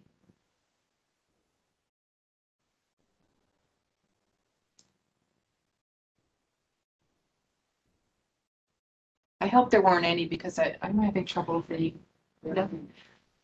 Okay, well, we're finishing a little early. I hope that everyone enjoyed the program. I'd first like to thank all the speakers for participating and contributing: Dr. Richard Yoon, Dr. Richard Pitera, Dr. Kassandra Ramos, Jennifer Stein, and Dr. Paul Yodice for his eternal support and for allowing us to produce these type of educational programs.